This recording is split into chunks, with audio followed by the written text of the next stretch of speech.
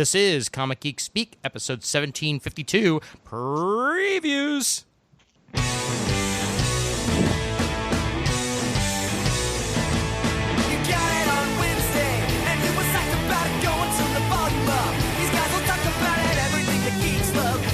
Laser beams, opinions like the seasons on everything you read in comics, movies, games, toys, artists, Comic Geek Speak, Comic Geek Speak, Comic Geek Speak, Comic Geek Speak, Comic Geek, uniting the world's mightiest heroes. This is... I'm Ian Levesine. I'm Adam Murdo. And I'm Chris Everly.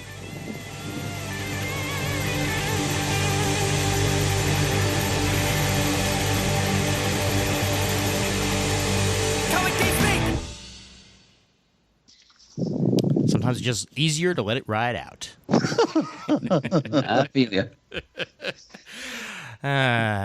Evening, brothers. Brethren, it's that time of the month. Yes, it is. It is previews all around. Time when we look forward with hope and optimism to that better, braver world 2 months in the future, filled with exciting new comics and graphic novels and related merchandise for us to discuss and possibly purchase. Most definitely. Murd, that was so hopeful and optimistic. I got a little charge from that. Oh, thank you, Thanks, Chris. man. I'm getting it out of my system before the Christmas season grinds it all out of me. Well, don't be a Krampus, be a Kringle. Oh, geez. Words to live by, Ian. Thank you. And who are the providers of these amazing comic books we're going to be discussing on today's episode?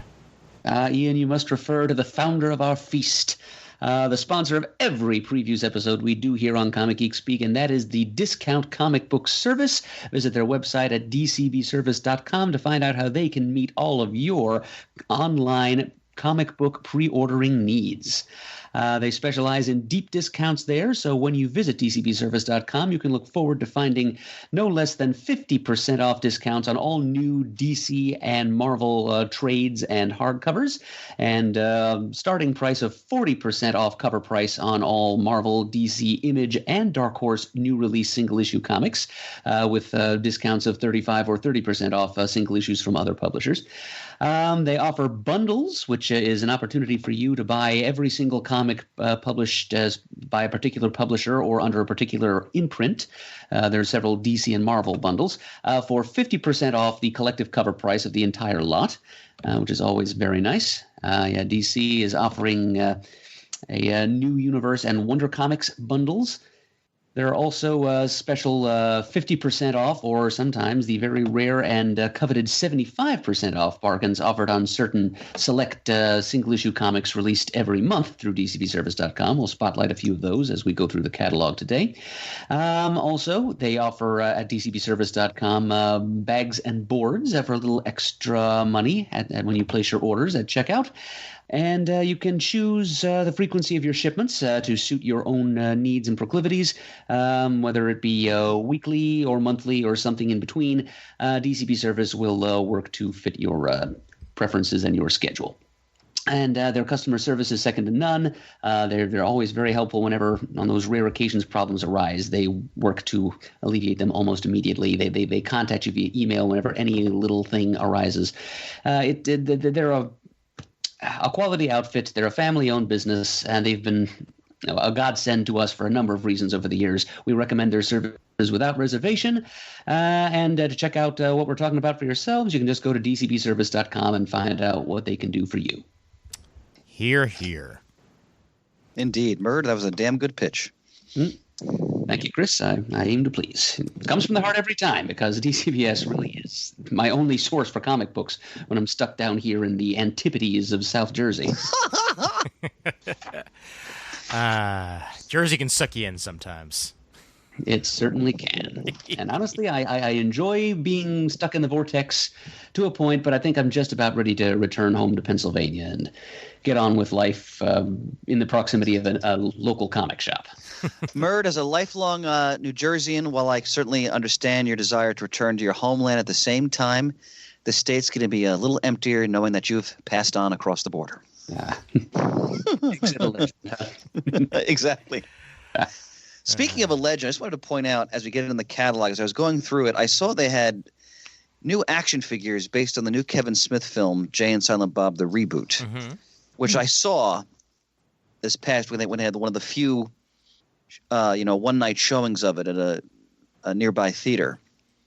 So maybe we'll talk about that in the next Comic Talk episode. But if you're a fan of Kevin Smith, it's a movie I would recommend. I don't think it's one of his best films, but it's still certainly worth seeing. No, I look forward to even heard such a thing was being made until you mentioned that you and Ryan were going to see it. So, Chris, I look forward to hearing your reaction. All right. And they're also apparently working on a Clerks 3 at the moment as well. They are indeed. Ryan told me that. They are doing it. Yep. He got everybody back, including apparently the mercurial Jeff Anderson. Yep. So. Alrighty. So which previews number is this, Smurd? 373. This is the October book for comics mostly arriving in shops in December. Excellent. All right, let's dive in with Image. Yep. And on page 42, one of the Luna brothers has returned.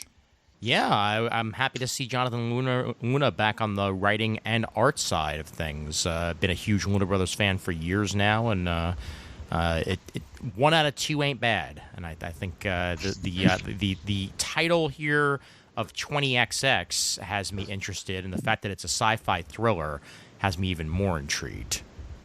Does it make you think of Mega Man the way it makes me think of Mega Man, Ian? Yes, it does, immediately. All right. Although I was also thinking that they were 1X short of being rated X. Ooh. Oh, boy. Luna's working blue. Yep. So, Ian, because I haven't read much Luna Brothers. When you look at the titles they recommend, I know them all, but Alex and Ada, or Plus Ada, Girls and the Sword. Which one is your favorite? Girls is the one I've read the most of, but I also really enjoyed Ultra, which isn't listed here.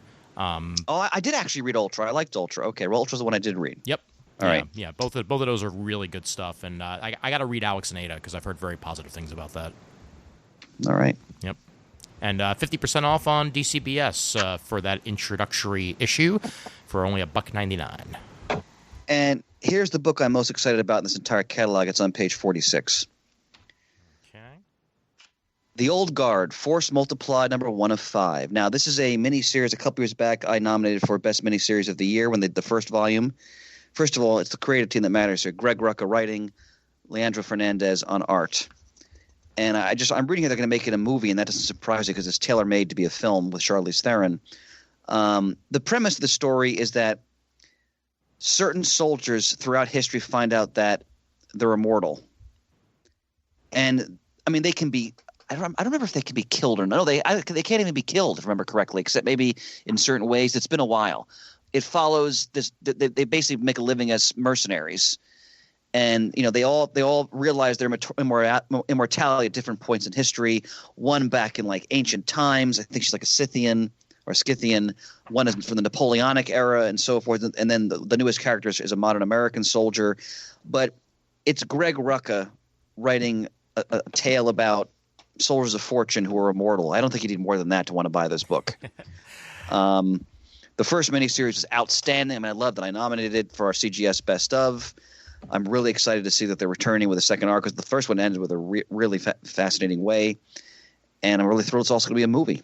So that's my big pick for this previews for sure. And Greg Rucka's all over media right now as his television show just premiered, and now he's got a movie on the edge. So he's got you got Rucka everywhere now. You got him in comics, you got him in movies, and you got him in TV. And that's right, because Stumptown, which I loved, I haven't seen the show yet, but I love the book. Yep. So, all right.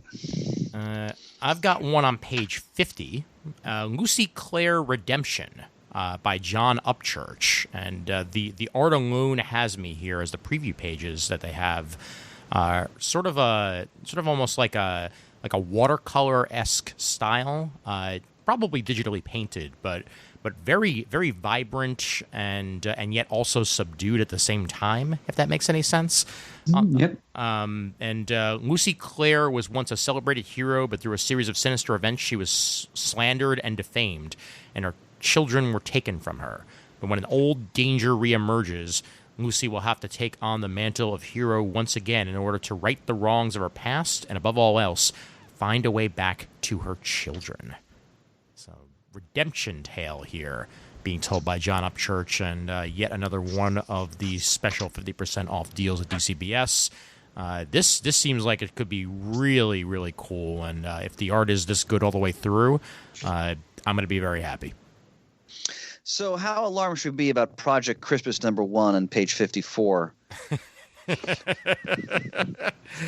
Well, I mean, Murr did just finish reading Klaus, so I guess maybe now he's ready for Mark Miller's take on Christmas. Well, I don't think this is actually going to have anything to do with Christmas. They just use that as a cute little placeholder name, or a cryptonym, if you will, for a series that's apparently a relaunch of something Mark Miller has done before, and they just don't want to tell us what it is. Yes, even the artist is hush-hush, because apparently that would give it away. But the genre given here in the solicitation is retelling mythology literary. So that's our main clue, and the fact that the covers are by Frank Quitely. Interesting. Didn't Miller have a book involving Jesus Christ at some point? I could have sworn he did. Probably. Yeah. I'm No, that rings a bell. Ian, that rings a bell. Yeah. So it wouldn't surprise me if that's what he's doing here. But I mean, who the hell knows? Well, if you're right, Ian, then it does have something to do with Christmas in a broad sense. Yeah. Looking up the Reborn series may be what I'm thinking of, but I think you're correct. Yeah. Yep. On page 56, I've never read a hack slash book in my life. Has anybody read hack slash? Because I know it's been around for 15 years now. This is its 50th anniversary. Anybody have an opinion on that title? I've read a little bit of it. Did you find the character interesting in what you read, or it just wasn't enough to get a handle on it? I mean, it certainly seems interesting. It's just there's so many other things that I've had to, that I've had to read over the years that came before it. But I'd certainly be willing to give Hack Slash a shot at some point. Okay. Yep. On page 58, Over My Dead Body, OGN. Now, Jay Farber, that's the guy who wrote. It's a really good book about. Was the family of superheroes? God, I'm brain farting terribly. Noble Causes. Noble Causes, yes, which I really dug. Same author, correct? Yes, indeed. Okay. He also did Dynamo 5. All right, okay. So a prison warden's daughter has fallen in with the separatist militia, and the warden's only chance to rescue her is his most dangerous inmate, the notorious Contra killer Markham. Markham claims that a near-death experience convinced him to atone for his past sins and to start saving lives instead of taking them. This may be Markham's one last shot of redemption, but is he ready to die for that shot? It features characters from the acclaimed near-death comic book series, which I've never read. But there's a testimonial from Brian K. Vaughan, a killer crime book with a very sharp hook. Well, that's a pretty good pedigree. It sure is. Not that easy to impress. I may give this a shot, budget permitting, because I've enjoyed what I read of Jay Farber's work in the past. Yep. Got the first volume on page 60 of Sea of Stars by Jason Aaron and Dennis Hallam that I've been waiting to check out. So now's the time to do so, as it collects the first 5 issues of that series. I read the first issue. I enjoyed it. It didn't, blow me out of my socks. In that I didn't run out and buy the second issue, but solid story. It's Jason Aaron. I don't think it's, at least based on the first issue, which again, that's far from the whole series. That it didn't wow me like a lot of his other work has, but still, a very solid piece of work that, again, I may come back to the trade like you suggest, Ian. Again, part of this, honestly, with some of these critiques, it's not even so much that I don't want to read the books; it's money and time. Oh yeah. So, that's a factor. Please, I'm so far behind on all of my books that I'm not quite Murdonian, but I am I am slipping further and further behind with every single month. What else from Image, gentlemen? I would draw people's attention to page 74. This is the Dead Eyes series, formerly known as Dead Rabbit, from writer Jerry Duggan. Oh, that's right. and Okay. Art by John McCrae. It's a story of a masked professional thief based in Boston who gave up the game decades ago, but is forced to come back into action for the sake of his wife, who is of ailing health. He gets kind of dragged back into it, and this was begun quite a few months ago, but they received a cease and desist from a bar and restaurant in New York that apparently had a claim to the Dead Rabbit name. So they've been reprinting the first 2 issues of Dead Rabbit under the title Dead Eyes, and this is the first time we're moving forward with the story to the 3rd issue. So those of you who read and were fortunate enough to pick up the Dead Rabbit first 2 issues before they vanished from shelves, here's your chance to pick up where they left off and continue reading the story. All right. Well, I'm very glad that it didn't just disappear into nothing and that they just repackaged it. Yeah, amen. I want to jump back for a moment to page 73. I mean, I laud Brubaker and Phillips ad nauseum or ad infinitum, depending on your taste. But I just read the latest issue of Criminal just a day or two ago. And I got to tell you, I actually was kind of walking around my house after going, God, that was so good. Like, and it's so reinvigorating to have those moments as a lifelong comic fan and reader when you experience the medium at that level of artistry. If you love crime noir, or even if you don't, but you love a well executed, not well executed, masterfully executed story in the comic book medium, get this title.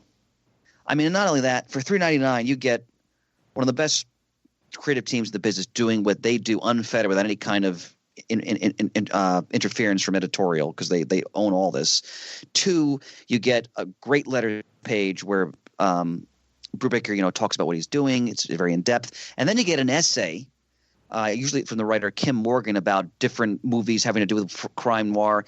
It is the best bang for your buck of any comic book on the stands, without question. Like, it's worth the $3.99, even without a discount. So I can't laud what that team does enough. Comics at their very best. Glowing endorsement. Thanks, Honey Poo. I am done with Image myself, unless you guys have something else you want to shout out. Nothing catches my eye. Murd? Nope, not really. Just ongoing series. The rest of my stuff from Image. So, on to Dark Horse. Okay. Look at page 92. Wow. Look at that art. Skull Digger from the World of Black Hammer, 1 of 6. That title could have read Grocery List from the World of Black Hammer, and I'd probably pick it up. Now I'm imagining what the character of Grocery List would be like. It's a pretty power set. He can make any kind of foodstuffs or sundries appear out of thin air. So like Condiment King, only or Too Much Coffee Man. Yes. So let me read the comic. This is exciting. Spiral City finds itself trapped in a vicious cycle of crime, corruption, and violence. Spiral City is like the home base of the Black Hammer heroes. With the heart of the city at stake, a vigilante rises in Skull Digger. However, the nefarious Grim Jim, that's great, escapes from prison, will Skull Digger and his ward, Skeleton Boy, also great, be enough to save Spiral City. I love how they're doing like a take now, like the 80s vigilante, and putting him in the world of Black Hammer. And giving him a kid sidekick. Exactly. So they still retain that bit of the golden age aspect. Good point, Murd. I can't wait to read this. It's a little like a cross between the Punisher and the Black Terror. Yes. You gotta love the weapon he's using. It's a giant metal skull at the end of a chain that he uses to pulp his opponent's heads with. He's not knocking these people unconscious. He's bludgeoning them to death. So I'm all over this book. Oh, wow. And better news yet, first issue is 50% off on dcpservice.com. Murd, thank you for that invaluable public service announcement. Outstanding. I'm going to point out, as I went to the Dark Horse section earlier this evening, I was really impressed with the variety of stuff they're offering. Yeah. I think they're really picking it up a notch. Like, there's a lot of good stuff in here. Did any of you guys read Harrow County back in the day?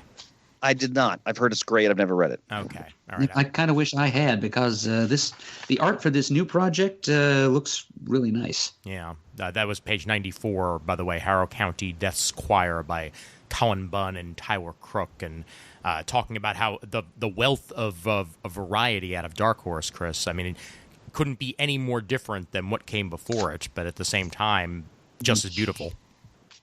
Yep, they've kind of been forced to improvise, having lost several of their bread and butter licensed properties to various other parties. But they're adapting well. I agree, and I'd like to think that Karen Berger's being at Dark Horse right now has something to do with it. Definitely. Yep. I want to point out on page 101. This is very exciting as a history student. The Butcher of Paris, 1 of 5, written by Stephanie Phillips, art by Dean Coates or Kotz. Forgive me if I'm mispronouncing that. So this is apparently a true crime story about a serial killer on the loose in Nazi-occupied Paris in, obviously the first half of 1944. Wow. I'm all over this. The Butcher of Paris is a historical true crime thriller about a killer wanted by both the Nazis and Allied forces for the death of nearly 200 victims.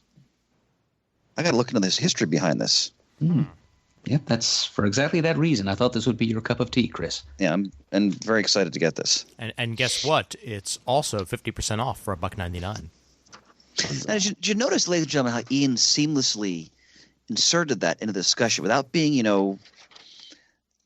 wasn't onerous, wasn't, blundering. It was like smooth as like syrup, man. Syrup. And that was almost creepy. I like that. I'm not having images of you like in some basement chamber doing God knows what. Anyway, let's move on. All right.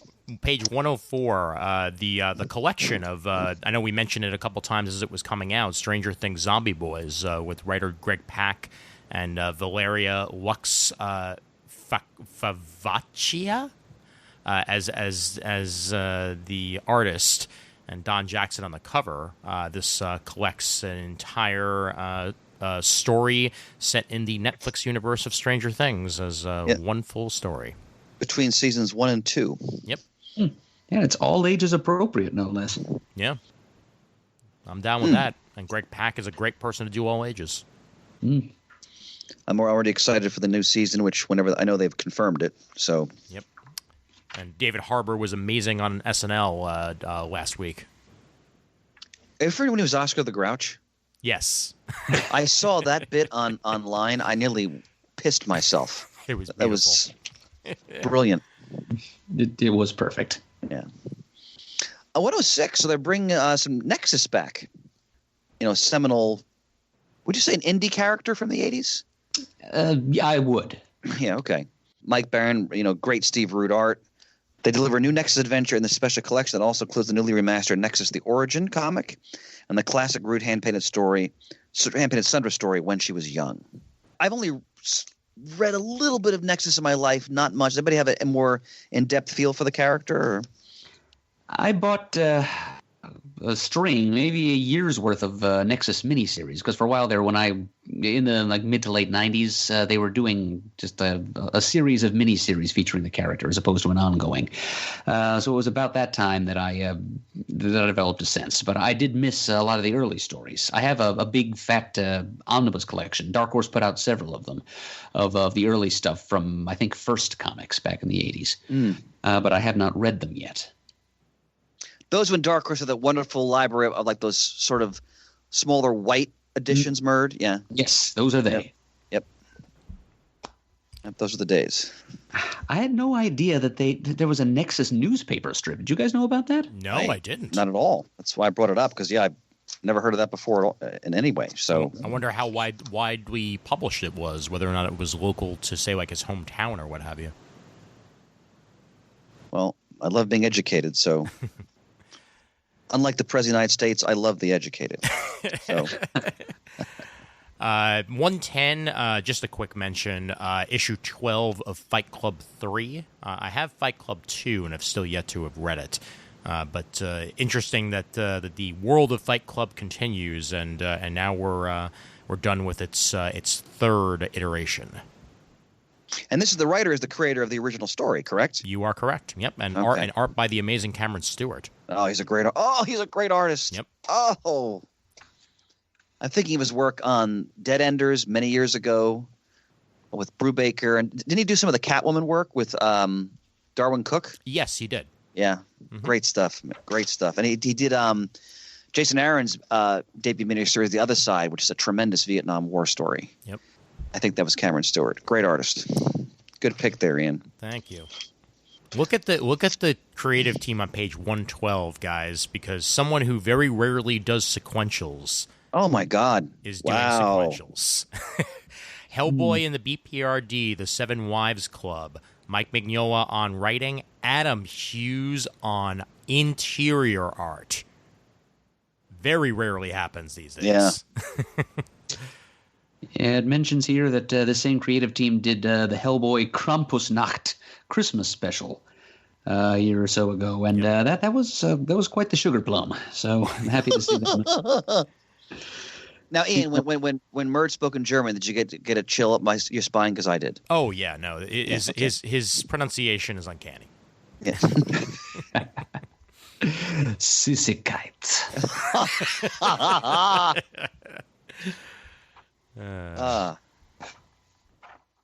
Anything else? I'm done with Dark Horse. If you guys have things you want to shout out, please do. Well, on page 115, this is something else that might interest you, Chris. Some more from the EC archive. Yes. Psychoanalysis hardcover. Look at that cover. A collection of what I think the 4 issues. The only 4 issues they published, I'm sure, of this bold new attempt to establish a new genre of comic storytelling. Didn't quite take off, to no one's great surprise. It's about 3 or 4 individuals who are working with a heroic psychoanalyst to work through their personal problems. Something that EC tried, I assume, back in the 50s with art by Jack Kamen and written or co-written by Daniel Keyes, the guy who wrote Flowers for Algernon. Wow. Strange stuff. Wow.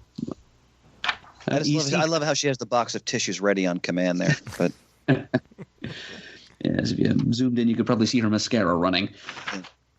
But yes, it's EC specializing in bringing strange stuff to the comics market even back then, and Dark Horse specializes in bringing worthy, strange stuff from decades past to us in the present. And the impact of EC cannot be overstated, so I'm glad they're continuing to reprint stories from their archive.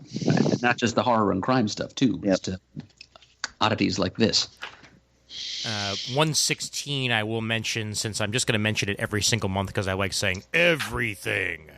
And the cover for issue 4 of Everything with the man with the giant magic 8-ball for a head with outlook not so good. That's a whole bunch of special right there. It certainly is. I may have to mute my microphone intermittently here as they're now screaming on the street across from my apartment that cars are going to be towed because they're paving the road tonight, and they're going to do that over and over again for the next 5 minutes, if there's any indication as last night. So listeners far and wide across the planet get a quick insight into life in the big city, courtesy of Ian Levinstein. Yep. It can be annoying sometimes. Yeah, we should have to worry about, ramming into deer when you're driving like I do. So there's pros and cons everywhere, my friend. Yep. Anything else for Dark Horse, fellas?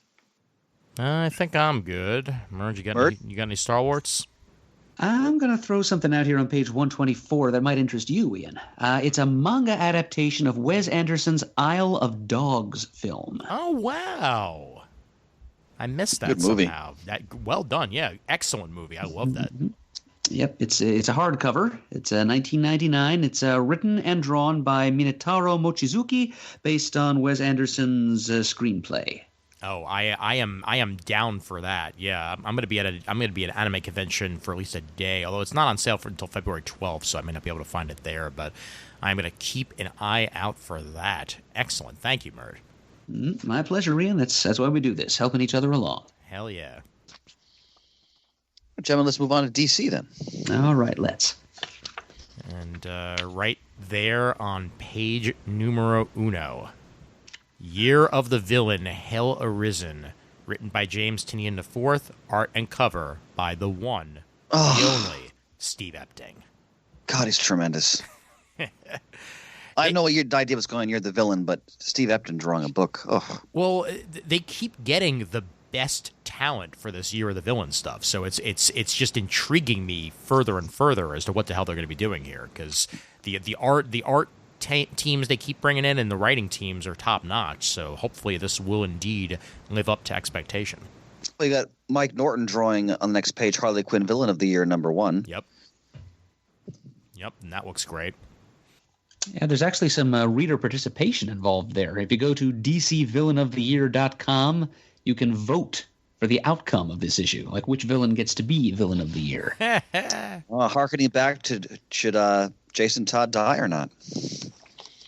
Oh, yeah. Then you had to make a phone call to cast your vote. Right. Like a 900 number. Yeah. I'm looking on page 6.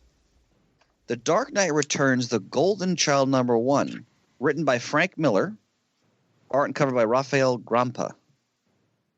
So I didn't read Dark Knight Volume 3. Did anybody read that? No, I did not. Neither did I. All right, so this is spinning out of that. I like the art quite a bit on the cover image. I haven't read. I mean, Miller's one of my all-time favorite writers for Born Again and Year One and so forth. I haven't read anything he's done recently. Actually, that's not true. I read Superman Year One, the first issue. I talked about that in the air. But otherwise, haven't read much. So I guess I should read Dark Knight 3 first before I try this. But I just wanted to point that out because every time Miller's doing something, I like to note it. Grandpa's a terrific artist. I just don't know if I care enough to read The Dark Knight Returns: The Golden Child. If I hear very positive things about it, then maybe I'll change my tone. It's just I feel like I'm kind of done with Dark Knight stories for a little while. Yeah, I think I share your sentiment there, Ian. Yeah. Murd, I thought of you when I looked at the cover on page 9 of a maniacally laughing Joker in a Santa Claus suit, as a horde of villains ascend from the sewers, apparently, celebrating the new year. It's a cover by Jim Chung, New Year's Evil #1. Excellent writers and artists on the issue as well. Hell yeah. Busiek, Hardman, Dan Waters, Vida Ayala, and the art is Eaglesham, Hardman, Sumit Kumar, and Elena Casagrande. So, did you mention Kurt Busiek as one of the writers? Yes, I did. Excellent. Yep.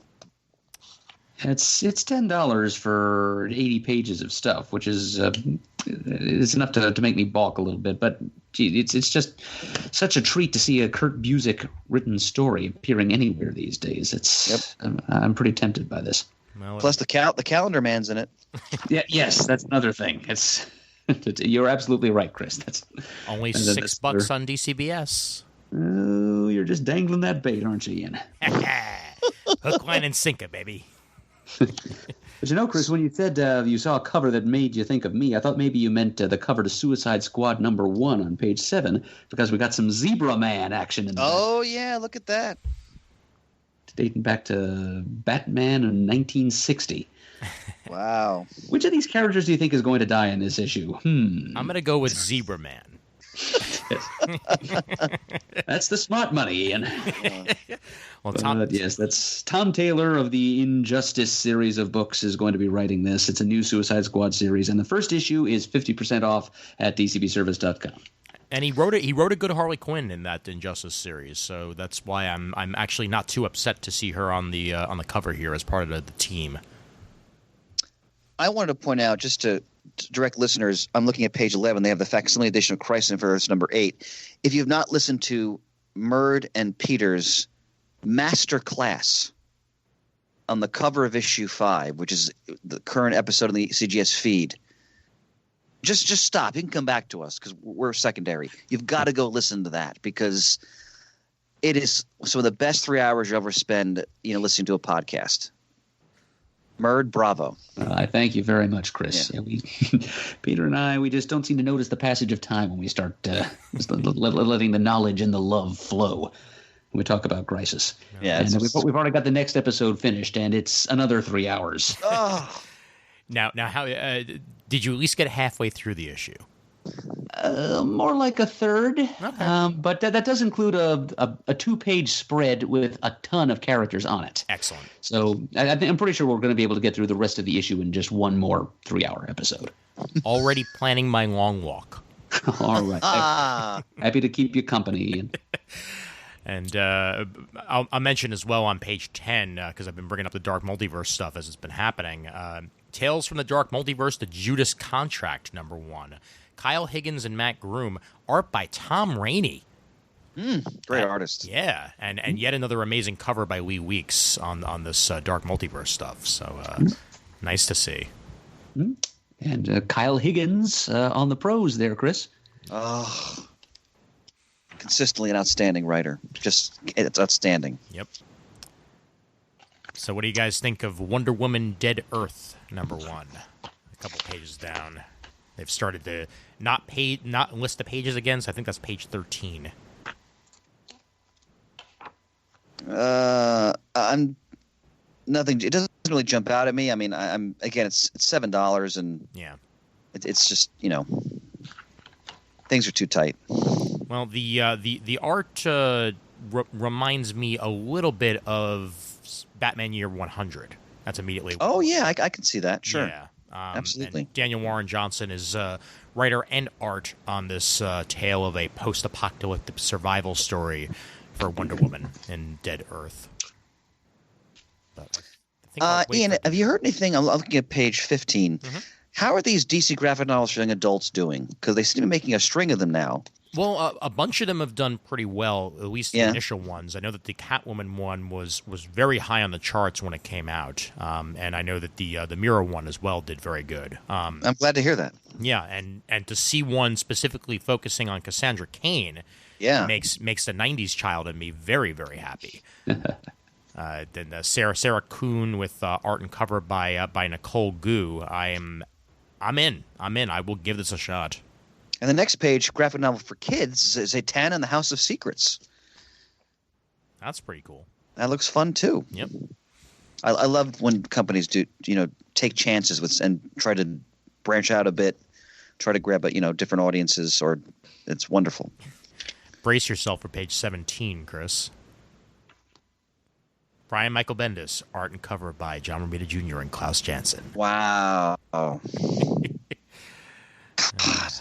Yep. It's fantastic. Can't get better than that. Yeah. Unfortunately, following these books again, money and time. But have you been reading Action Comics, Ian? Hit and miss. I've been trying to catch up, and I'm still way behind. But give me a solid week, and I can probably read 12 issues. So we'll see what happens. Now, I wanted to point out on page 20 and 21, it's the end of an era. The final issues of Tom King on the main Batman title. So issues 84 and 85, the conclusion to City of Bane. Then he's going to branch off into the Batman and Catwoman series they gave him to do after the conclusion of his what I think is his just classic run on this character. I went back and read all the trades, then I caught up to the ongoing issues. And once again, this is one of the best arcs of Batman I've ever read in my reading life. Looking forward to see how it ends. And the book will be taken over by James Tynion IV and Tony Daniel and Danny Meeke. So Christopher Priest's run on Deathstroke 50, this run comes to an end. This series has been, for me, is virtually flawless. It's such a fascinating take on the character. Priest being Priest brings a lot of quirky humor, satire, sort of references to what things are going on in the world to this title. And it also happens to really explore Deathstroke's character, his family, in new and insightful ways. His relationship with Wintergreen, his kids. I've loved it from the first issue. So I'm glad that I assume they're letting Priest sort of end his story. I would hope. Yeah. So that's issue 50, Exercise series finale.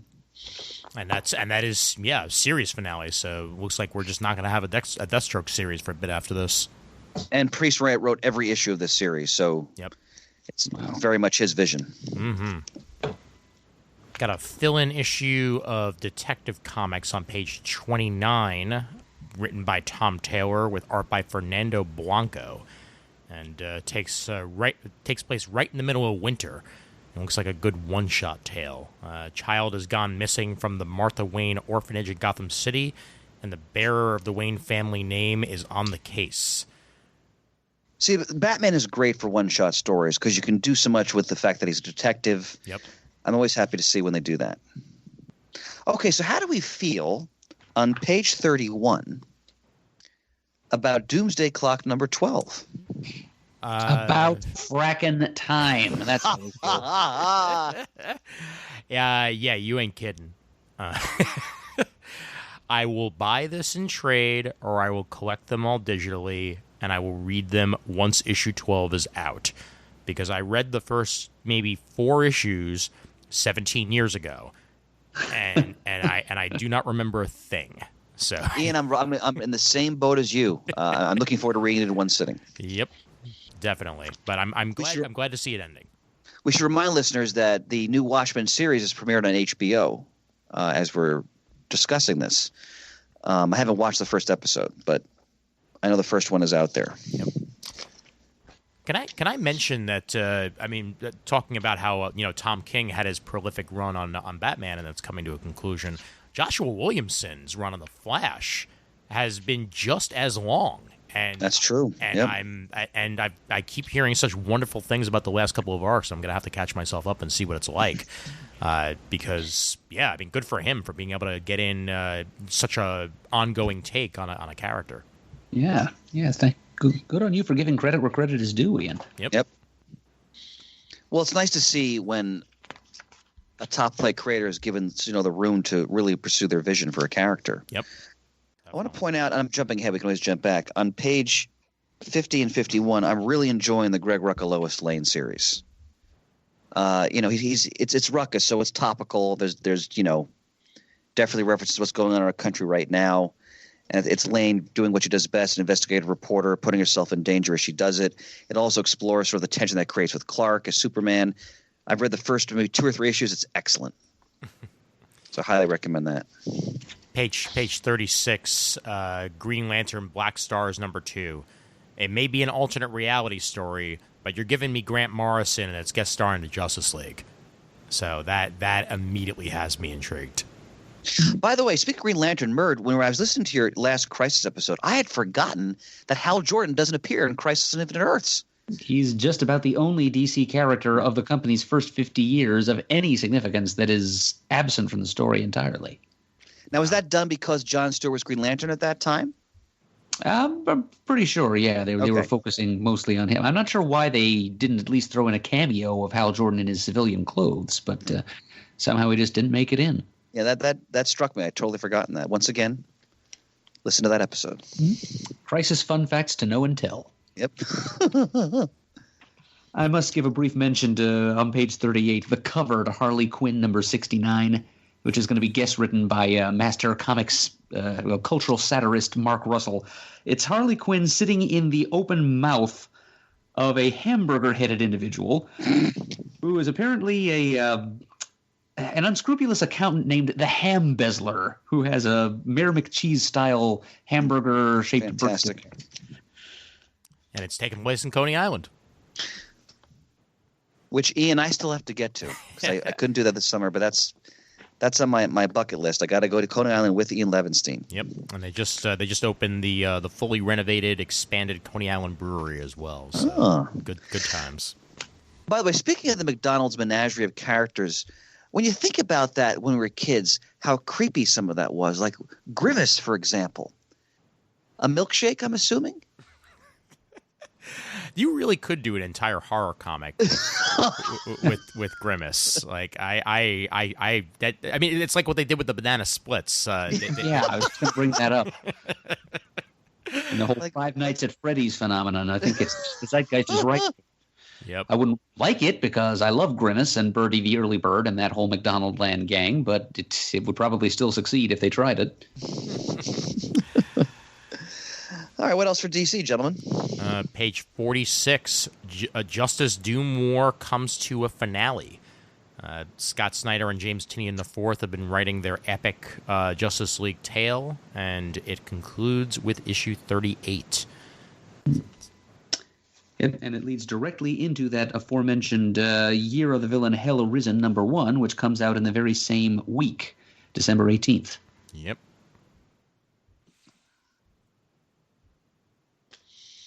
Meanwhile, on the next page, page 47, the Justice League Dark is taking on about the scariest depiction of Eclipso I've ever seen. Yeah, no, that'll give you nightmares.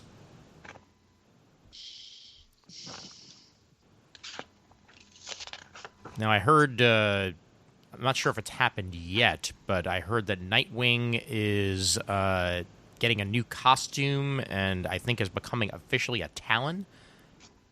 So, in fact, that does appear to be the case on Nightwing number 67, as he's definitely wearing a Talon's garb. So maybe a little bit of a not Dick anymore because they don't want to call him Dick Grayson. Change in appearance and personality even further. Wait, they don't want to call him Dick Grayson because of the way most people react to that name now? I think that's part of it. Yeah, I mean, Okay. why else? Why else would they suddenly call him Rick? I mean, it's just the subplot is that he got shot in the head and acquired amnesia. right. So that's why he's running around calling himself Rick, because he's developed a whole different personality as a result of that aeration of his gray matter. Oh, that old trope. Okay. And I'll also mention on page 58, as I'm sure Murd is gonna look forward to this if it does actually come out timely, because this is a resolicit.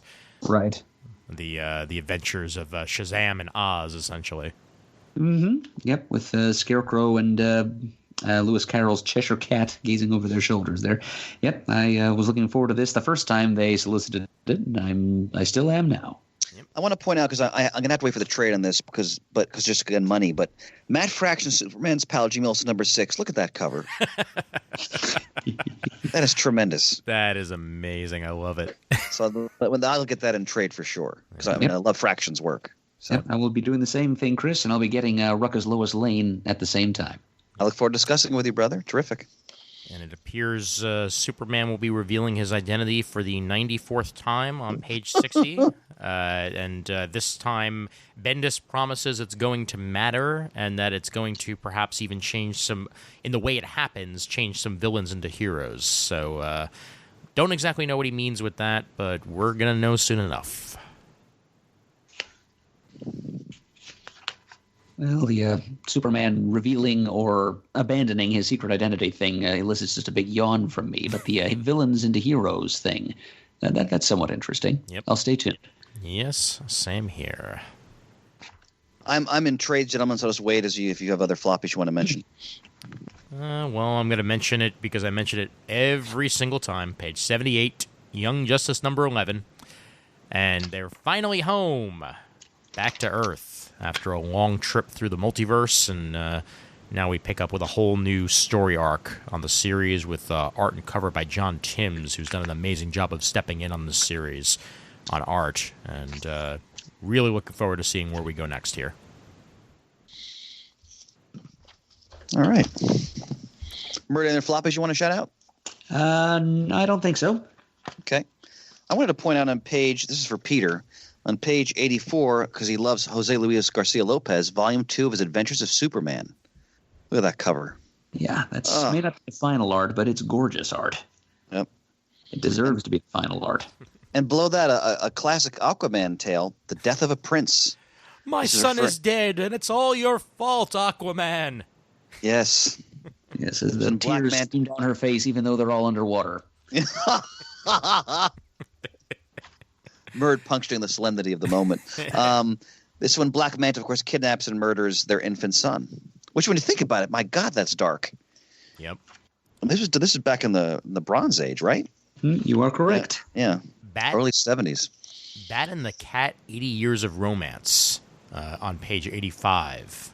Written by Tom King, Bill Finger, and plenty others, with art by Mikhail Janin, David Finch, Bob Kane, and tons of others as well. Pretty much going through the history of the romance of Batman and Catwoman, and doing a good job of it. Going all the way from Batman number 1 to number 315, 324, 392, 615, 24, 44, and 50. And then some Brave and the Bold and Solo and Catwoman thrown in there for good measure. Point out, this is classic stuff. Page 93, Green Arrow by Mike Grell, Omnibus Volume 1. For me, these are some of the great and definitive Green Arrow stories of the character's history. And The Longbow Hunters is a classic. And Grell wrote and or drew issues 1 through 50. Yep. So if you love the Green Arrow character and want to revisit this, you've never read Green Arrow, this is a great place to start. So I highly recommend this. Yeah. And right before that, 89, the price point is ridiculous, but Batwoman by J.H. Williams the third omnibus. I mean, it's Greg Rucka and it's J.H. Williams, and it's what made Batwoman the character that she is, and some of my favorite comics right there at the time and still today. But yeah, $99, not really. Even with the 50%, it's going to be $50. So it's a massive hardcover, 896 pages of Batwoman content. Wow. On page 96, Murray Thought of You, The Huntress Origins, written by Paul Levitz, art by Joe Staton, Bob Layton. Earth 2. Absolutely. This is pre-crisis Huntress material. This is the daughter of Batman and Catwoman of Earth 2. And it's an odd assortment of Helena Wayne solo stories. Her origin story from DC Superstars number 17, a few tales from Batman Family, in which at least one of those she visits Earth 1 and visits with the Earth 1 Batman, probably after her father, the Earth 2 Batman, passed on. And it's a selection of her backup solo series that ran in the back pages of Wonder Woman in the late Bronze Age. It's not the entire collection of her of that series. There's a bunch of other issues after number 295 in which she appeared, so I'm not sure why they chose that as the cutoff. Maybe it's just because that's when Paul Levitz stopped and Joey Cavalieri took over. So that's because Levitz is the only one credited as writer here, since he co-created her. But yeah, it's not quite complete, but worth owning collection of Bronze Age Earth 2 Huntress stuff underneath a Brian Boland cover. Great cover. Murray, I also thought of you looking at on page 100, just the cover alone, The Legion of Superheroes, the Silver Age Omnibus, Volume 3. Come on, look at that cover. The super pets are revolting. I mean, you got the chimp, you got Crypto, the horse, hitting Superboy right in the tummy. Great stuff. Now, I have to point out on page 101, because this is one of my favorite runs on Nightwing that never really gets mentioned. Nightwing by Peter Tomasi. And it was such a it was a short-lived run in the end, but it was Rags Morales, Don Kramer, and a bunch of other artists working with Peter Tomasi, setting Nightwing in New York, working out of the cloisters as the head of the museum. And he also based himself out of there and made himself a little bat cave and like a hidden room. And it was a new, it was basically like a restart or a rejump for the character. And it was right when Tomasi went back to writing. And it's damn good stuff. And I'm glad to see it reprinted in one form or another. Ian, I never read those stories. I appreciate the recommendation. Yep. All right, gentlemen, as I told you before we record, I have to leave shortly. If you don't mind, I just want to shout out a few things, and I'll let the episode return to your able hands, if that's okay. Go right ahead.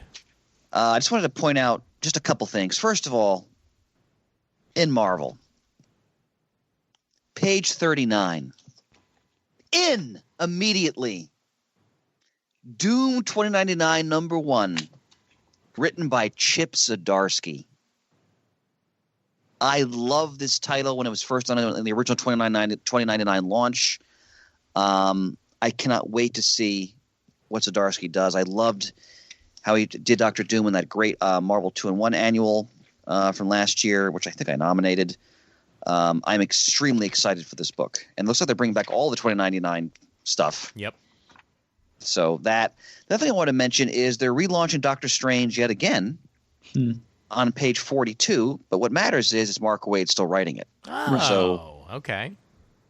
So I'll certainly be giving this a shot because I've loved what Wade does in general, especially on this character. And the premise is he regains the use of his hands. So is he now Doctor Strange Neurosurgeon or Doctor Strange the Sorcerer Supreme? So I wanted to point that out. Also wanted to point out, because you have to, it's just sort of like a moral imperative, Spider-Ham number 1 on page 56. So Zeb Wells writing, Will Robson art. It's Spider-Ham. I mean, again, the fact that he actually got a animated character in that movie, you got to feel good about the world in that little way because, Spider-Ham came to life. The other thing I wanted to point out, because I don't want to spoil too much, I'll leave most of Marvel to you gentlemen. In the other part of the book, I wanted to point out on page 306, Hostage the Hardcover by Guy DeLise. Is that how you pronounce his name, Ian? I believe so. Okay, because he's done a series of wonderful books, let's call them like sort of travel logs, where he's gone to other various places in the world that aren't always necessarily very safe or stable, or that have, very complex historical legacies. And then he basically tells you about, through the comic book narrative, his experiences.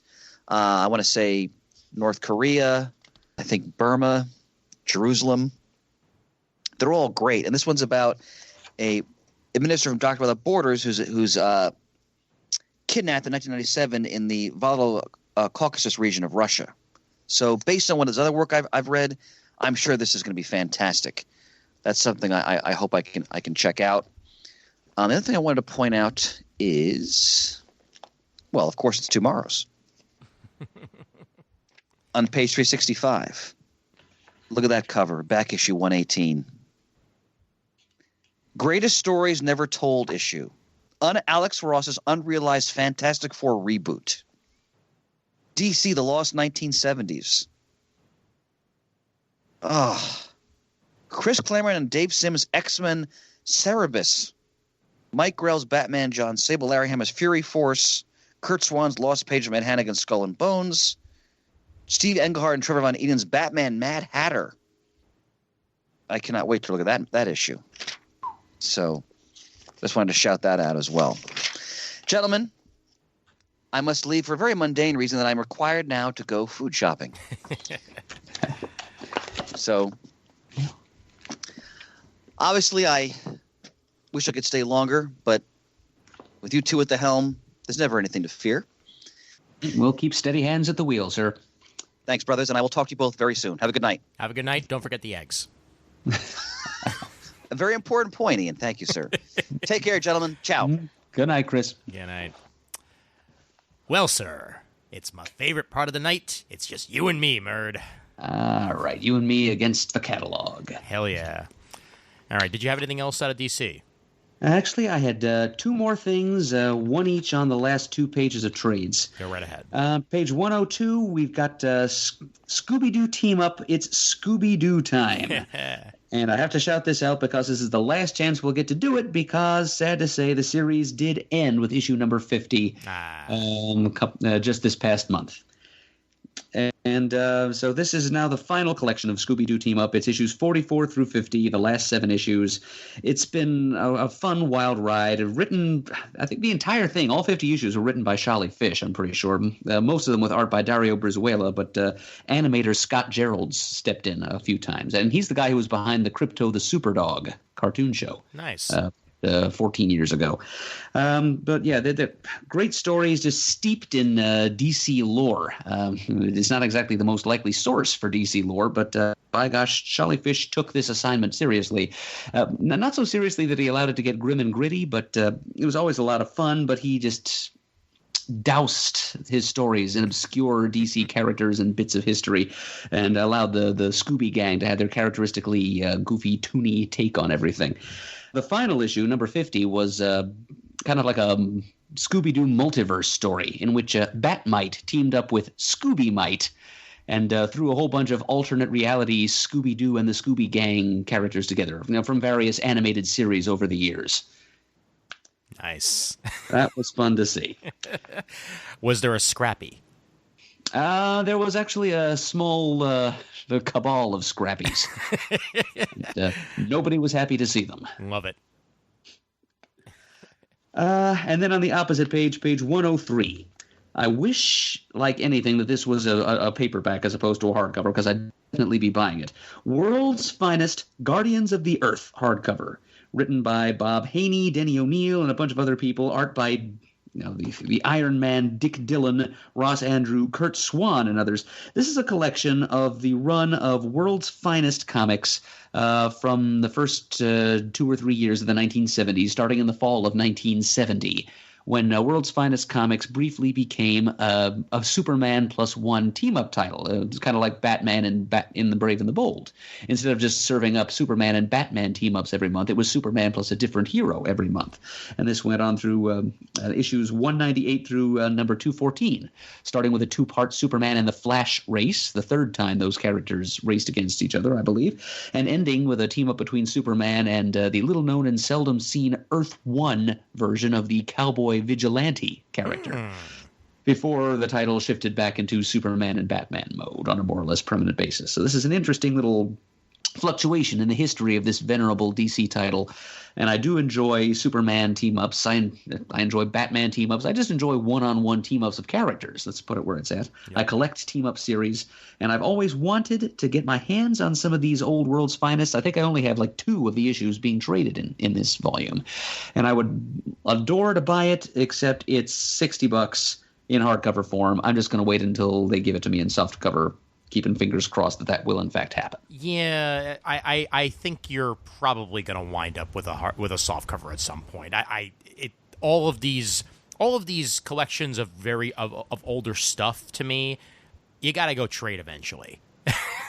Yeah, I'm hoping. Yeah. Mind you, it is 50% off for $30, but that's still a pretty penny. Right, and I'll just wait to apply that legendary and much appreciated DCBS discount to something that's got a cheaper starting cover price. Yep. And I'll do one last thing in DC, just because it has to be mentioned, especially for the excellent cover they've given it as a hardcover.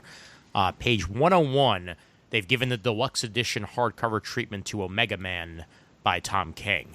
And this was the series that he did right around the time he started Batman, and obviously before Mr. Miracle, and art by Barnaby Bagenda and Toby Cypress, and the cover is by Trevor Hutchinson. I have the softcover edition of this. I got it for my birthday a couple of years back, and now this deluxe edition is probably worth it, honestly, just for the art and for the story being told, and for the fact that it's got my boy Kyle in it. And I knew that's what we were building up to here. Hell yeah! But whenever you give Kyle Rayner as one of the main characters, especially in a team, I'm going to be in. And this was one of my favorite Tom King books. So and I'm happy to see it getting the deluxe edition treatment. Yep, we've spotlighted the first issue of that on an Off the Racks episode, and it stumped the panel, so to speak. Chris and I didn't really know what to make of that first issue, but I'm assuming it got better and became more comprehensible as the maxi series rolled on. Yes, it did. Yeah, I know you weren't the only ones who were a bit confused with the way that first issue played out, but it very much did, and obviously the main conclusion of that issue didn't actually stick, and Kyle wound up being a main part of the series. So there's a lot of deception in that first issue. Yeah, and I do have all 12 issues socked away in the to-be-read pile, so I'll get to them eventually. Excellent. All right. Over to IDW? Over to IDW. Okay. And they are leading with an interesting little genre-crossing project here from horror meister Joe Hill. It's called Dying is Easy. It's the first issue of a 6-issue miniseries, and it's a darkly humorous look at the cutthroat world of stand-up comedy. Kind of feel like this is the Joker movie we should have gotten.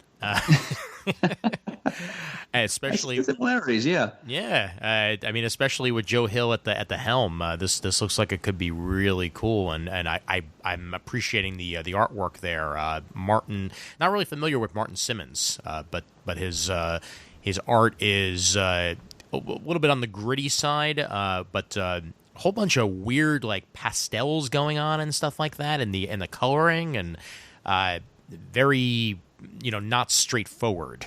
And I think that's going to lead itself well to the story being told.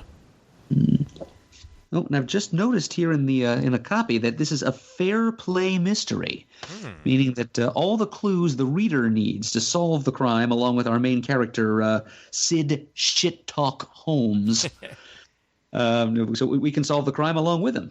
All the information we need to do that. Comics don't do that all that often. Mike Barr's The Maze Agency is one of the most famous examples. So I'm glad we're getting something else. And plus, I'm interested enough in this book just because of its look inside of what goes on behind the scenes in the highly competitive rivalries and just the world of stand-up. But the fact that there's a sort of fair play mystery involved as well. And it's all written, as we've said several times, by Joe Hill. This is going to be something special. I get the feeling. I'm down. Yeah, I'm certainly willing to give it a go. I'm going down to page 139.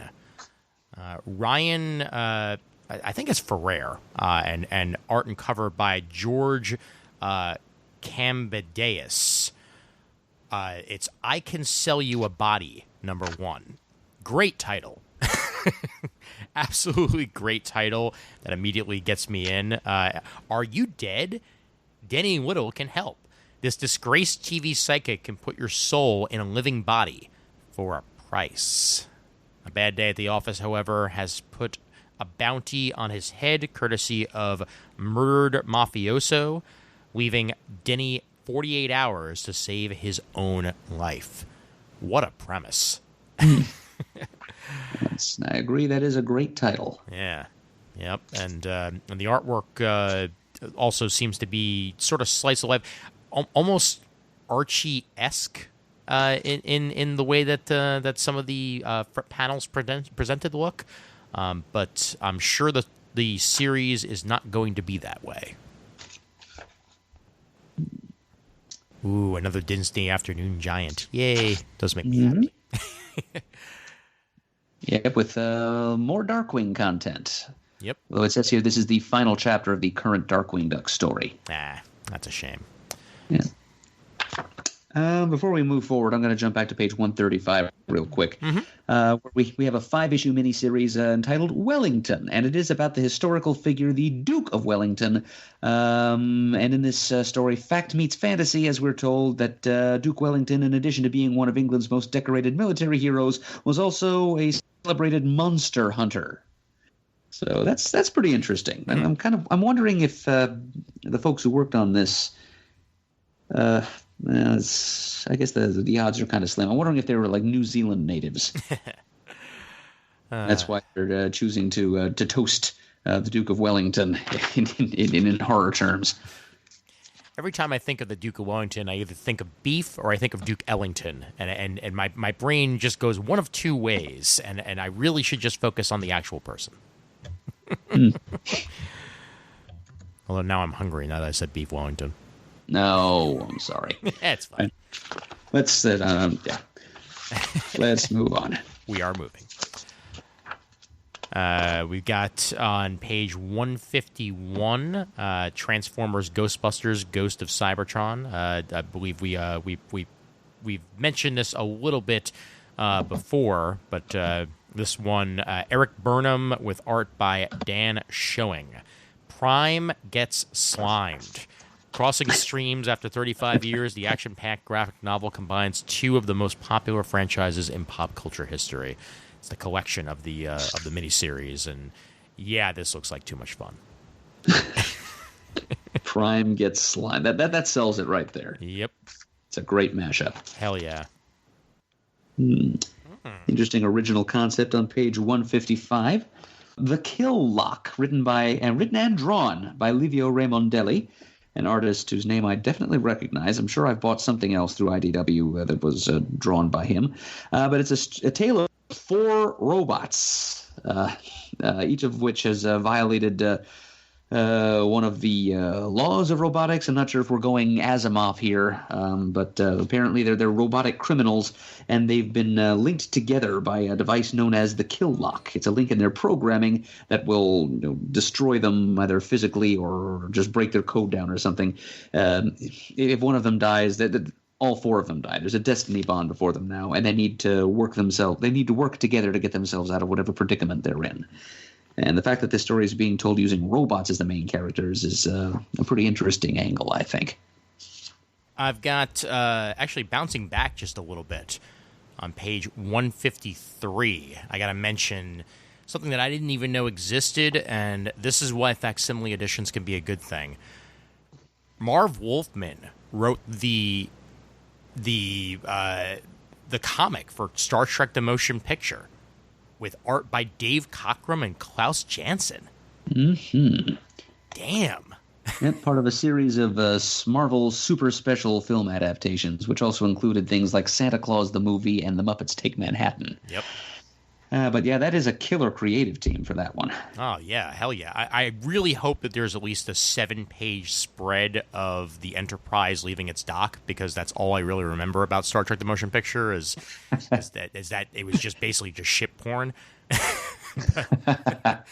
But Well, that's more than I can say I remember about it, Ian, because I've never seen it. Oh, wow. Yep, I've seen like 2 Star Trek movies, and they were not any of the good ones.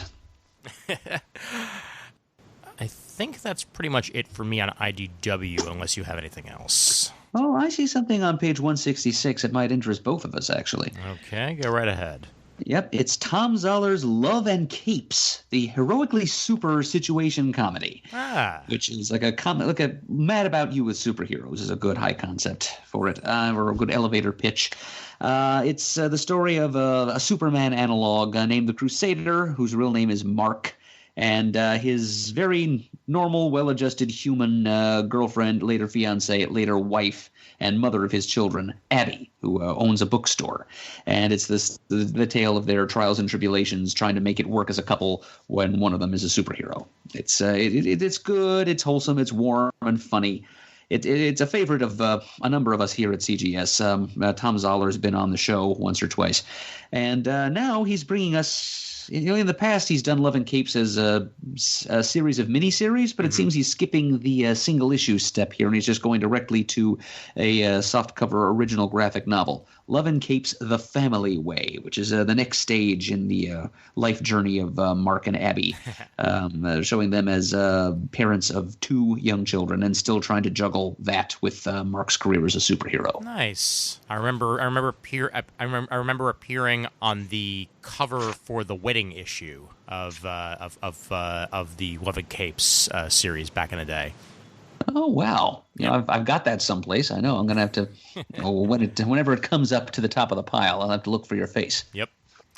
And 162 also. Now that I've looked at it, Clue Candlestick by Dash Shaw. Who did it? How did they do it? And where?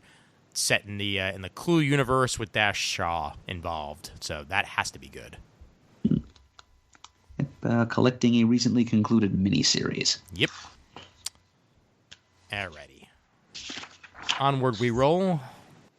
Yes, and we come up on the Marvel subcatalog here. Strange though it always is to talk about anything Marvel without the magistrate of Marvel himself along with us.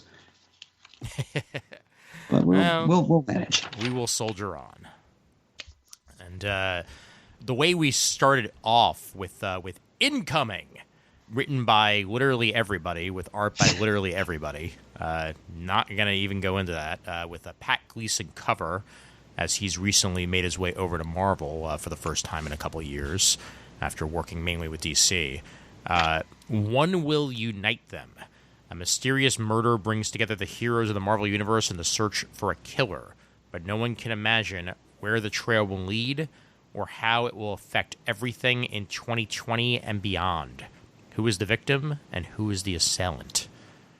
Closing chapter to Marvel's 80th year, which will connect the dots for everything that happened in 2019 and propel the narrative into the year that is to come. Featuring pretty much everybody in the Marvel Universe and essentially all the writers that are currently writing it. Really hope it's not somebody that I like, but it's going to have to be somebody important enough to make this miniseries matter.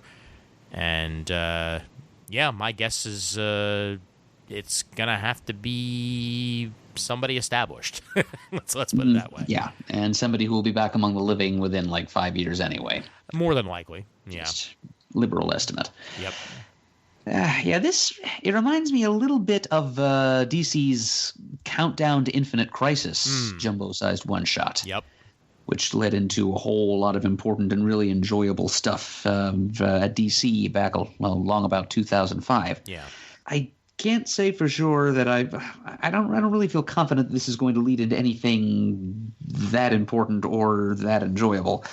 Really, and granted, I'm going on very scant evidence here, but it feels to me kind of like we're being asked to pony up $10 cover price for a very large preview sampler. And it seems basically to exist to lead into a whole bunch, or promote or advertise a whole bunch of upcoming series and storylines in various individual Marvel books, while throwing in some, like the framing sequence of a murder. I was thinking about this morning. I'm going to liken this to a phenomenon of my childhood.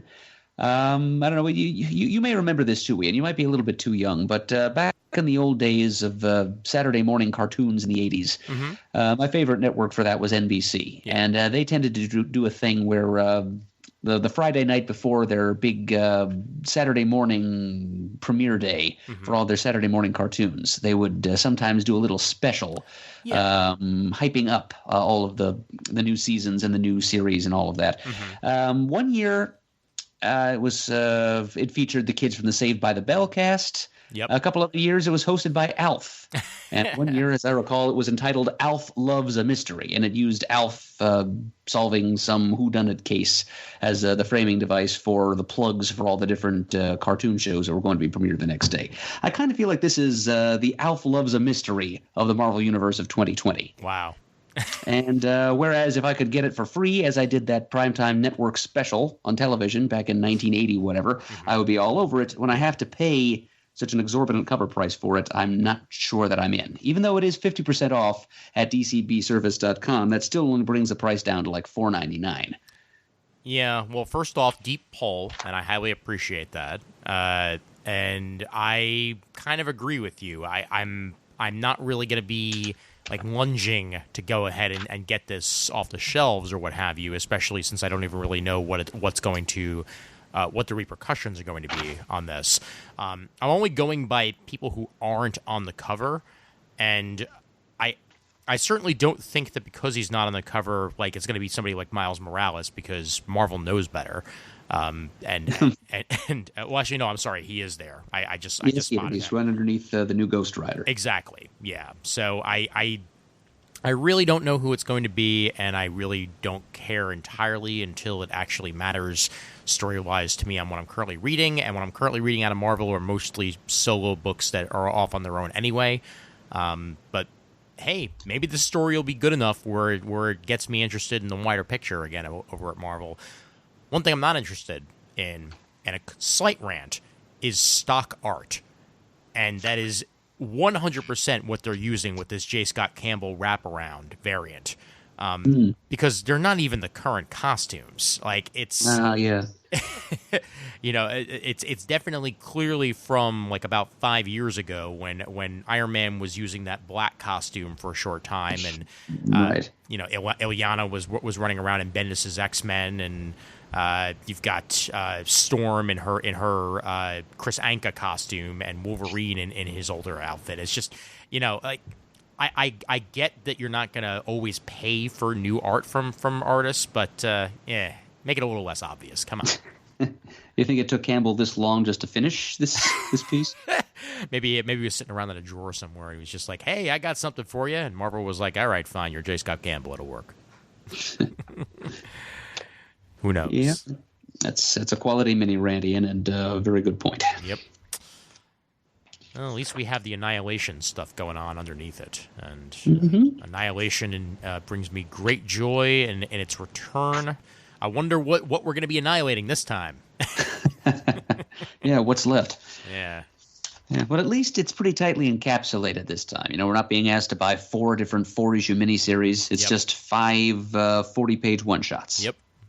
And at least one of those one-shots will be by one of the original creators of Annihilation, Dan Abnett, and that's Scourge, Silver Surfer, Abnett on the writing, and Paul Davidson on the art.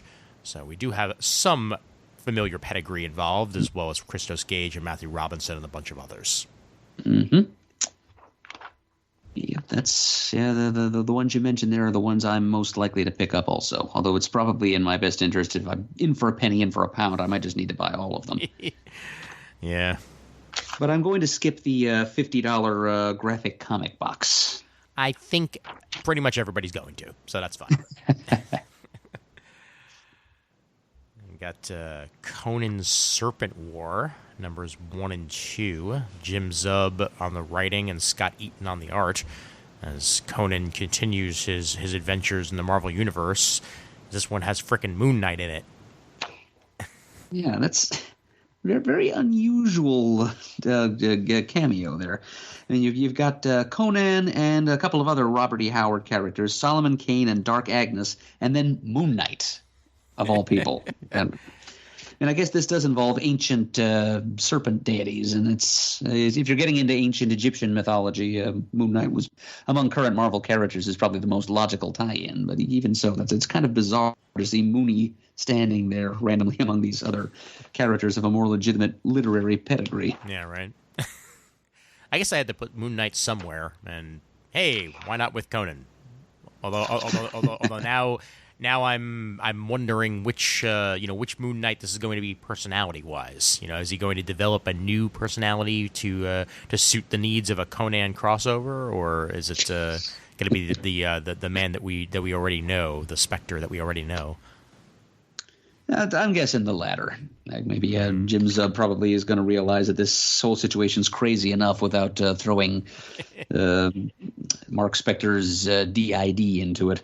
Point. So yeah, and honestly, that was never really the foremost aspect or angle of the character anyway. He's kind of become that in the last decade or two. That's right. What writers have fixated on. He's the multiple personality hero. And that was never much more than a mild gimmick to the writers who originated it. Yep. Point well taken. But anyway, it's kind of an unusual flavor combination, and I may not be able to resist it. They've been having more unusual flavor combinations over at Marvel, especially team wise, the past couple of months. I feel like. Yeah, just throwing all kinds of strange people together on teams. Like we have Conan on an Avengers team now. It was bound to happen eventually. If only because every single vaguely heroic character in the Marvel Universe is going to be an Avenger eventually. Yep. Love the cover for New Mutants number 3 on page 24. It's just so wholesome, so friendly. Yeah, it's bringing in that Sienkiewicz flavor too. Yep. And it's a little bit surreal too, realizing that Armor is apparently a fairly important character in the X universe right now, because I just read her first appearance in Whedon's Astonishing X-Men just like a week or two ago. Nice. Yeah, it looks like her and a bunch of the Academy X people are showing up, and I always forget the name of the guy who basically has no skin, but he was from Wolverine in the X-Men originally. Aaron's run on the X-Men. Right. Yeah, I don't know his name either. I probably should. I want to say Body Bag, but that's that's a member of Gatecrasher's TechNet. It's probably not the same name. Yeah. Right. I share Chris's excitement about Doom 2099. I think it's the one and only one of these 2099 one-shots I'm going to grab, because Doom 2099 actually was, I think, the one of those 2099 series that I enjoyed the most, with apologies to Peter David Spidey 2099, which was also great. But Doom 2099, not that many folks remember this, but Warren Ellis actually wrote that for a little while. It's true, yep. So, yeah, I will happily see what Chip Zdarsky does with the Doom of the future, who may or may not be the Doom of the present. I don't think that was ever really revealed. Well, did we ever have a Venom 2099 up until now? Yes, he was a part of Peter David's original run. Okay. They did get around to doing a Venom 2099. Got it. Okay. As I recall, his face was white. Yeah, and I think his alter ego was another Alchemax employee who had a mustache, but beyond that, I don't remember much. Interesting. Yeah, I might check out the Omega issue also, just to just to see how everything turns out. Because I think the alpha one was last month, if I remember correctly. I'm pretty sure I did not pre-order that. Hey, we got Walt Simonson writing Thor for the first time in forever and a day. That's a thing. Absolutely. Page 46, Walt Simonson, Tom DeFalco, and Catherine Immonen all gathering together with Ron Friend, Sal Buscema, Mike Hawthorne, and more for Thor the Worthy #1. All right. So we got ourselves a Thor Beta Ray Bill team up. We've got a brand new Thunderstrike story.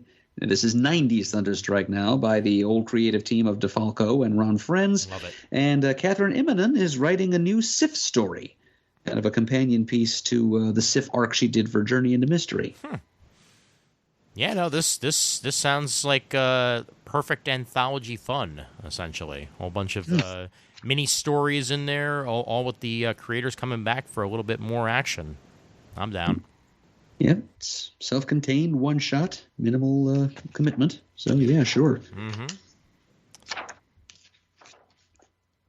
All right. Gonna get my put my little fan cap on here for page 50. I kind of poo-pooed the new Morbius ongoing series when we talked about the first issue in our last previews episode. Yep. Now they show me Morbius about to chow down on the Melter. This classic old Marvel villain, founding member of the Masters of Evil. The original Melter died back in the 80s, I should point out. He was one of the victims of the Scourge of the Underworld. So, just showing me the Melter here, that's enough to make me want to maybe check this thing out to find out why Morbius would be targeting whoever is wearing the costume of the Melter right now. And, of course, first I'm going to have to make sure that the writer Vita Ayala is just not trying to tell us that Bruno Horgan is still alive after all this time. As long as it's just somebody else in the costume, then I can silence my my inner continuity cop and give the story a try from there. But the fact that Morbius, it sounds like this is just the first step in whatever Morbius is now doing in this new series to try to regain his humanity. I want to know what drinking the Melter's blood is going to do. Does Morbius have a hit list of specific Marvel characters with specific power sets that he needs to drain to get the right combination of plasmas in him to revert himself to human? I don't know, but now I'm interested. Maybe Morbius just wanted some mac and cheese. Waka waka. Yep. Yeah, but it's a good question. I'm not really that familiar with the Melter myself, so I'm gonna have to wiki him once we're done here. But cool that they're digging into the depths of Marvel characters at least. Yeah. And as I said, as a founding member of the Masters of Evil, he does have certain provenance. Yep. His backstory was he was a corporate rival of Tony Stark, and goodness knows Tony had plenty of those, and most of them turned into supervillains sooner or later. And he had a weapon that could liquefy matter, and particularly metal, so he was a good opponent for a guy who flew around in a suit made of metal. Well, if he was a corporate rival for Tony Stark, he's going to wind up in a Marvel movie eventually, because I feel like they all do. I hope so. I'd like to see Bruno Horgan show up in a movie sometime. Yep. I actually knew a kid when I was competing in the National Spelling Bee back in 1993. We bonded over our love of comics. His name was Chris Weber. He lived in Chicago. He loved Ohatmu, and his favorite character was the Melter. Nice. So, Chris Weber, wherever you are, pick up Morbius #2.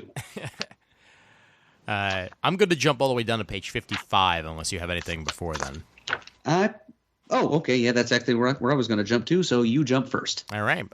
We return to Symbiote Spider-Man. Peter David and Greg Land tell us another story in a way, the Untold Tales of Spider-Man 2, if you think about it, as here's more stories set in the past of Spider-Man that we never really got.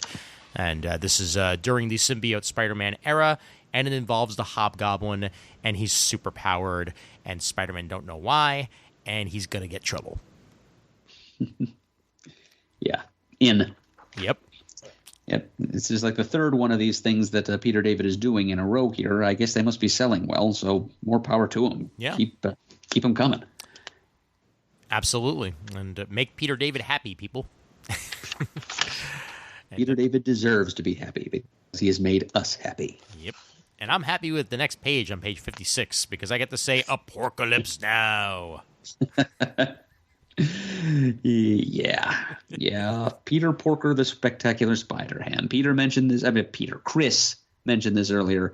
And Will Robson, I'm really impressed with what I've seen of his art in Marvel. He did a short-lived Great Lakes Avengers series a little while ago. Mm-hmm. He did some art for the Future Foundation series that Marvel is doing right now. It's very pretty detailed stuff with kind of a loose cartoonishness about it. And so he's perfect for a funny animal meets regular Marvel Universe kind of story, which is exactly what this miniseries is going to be.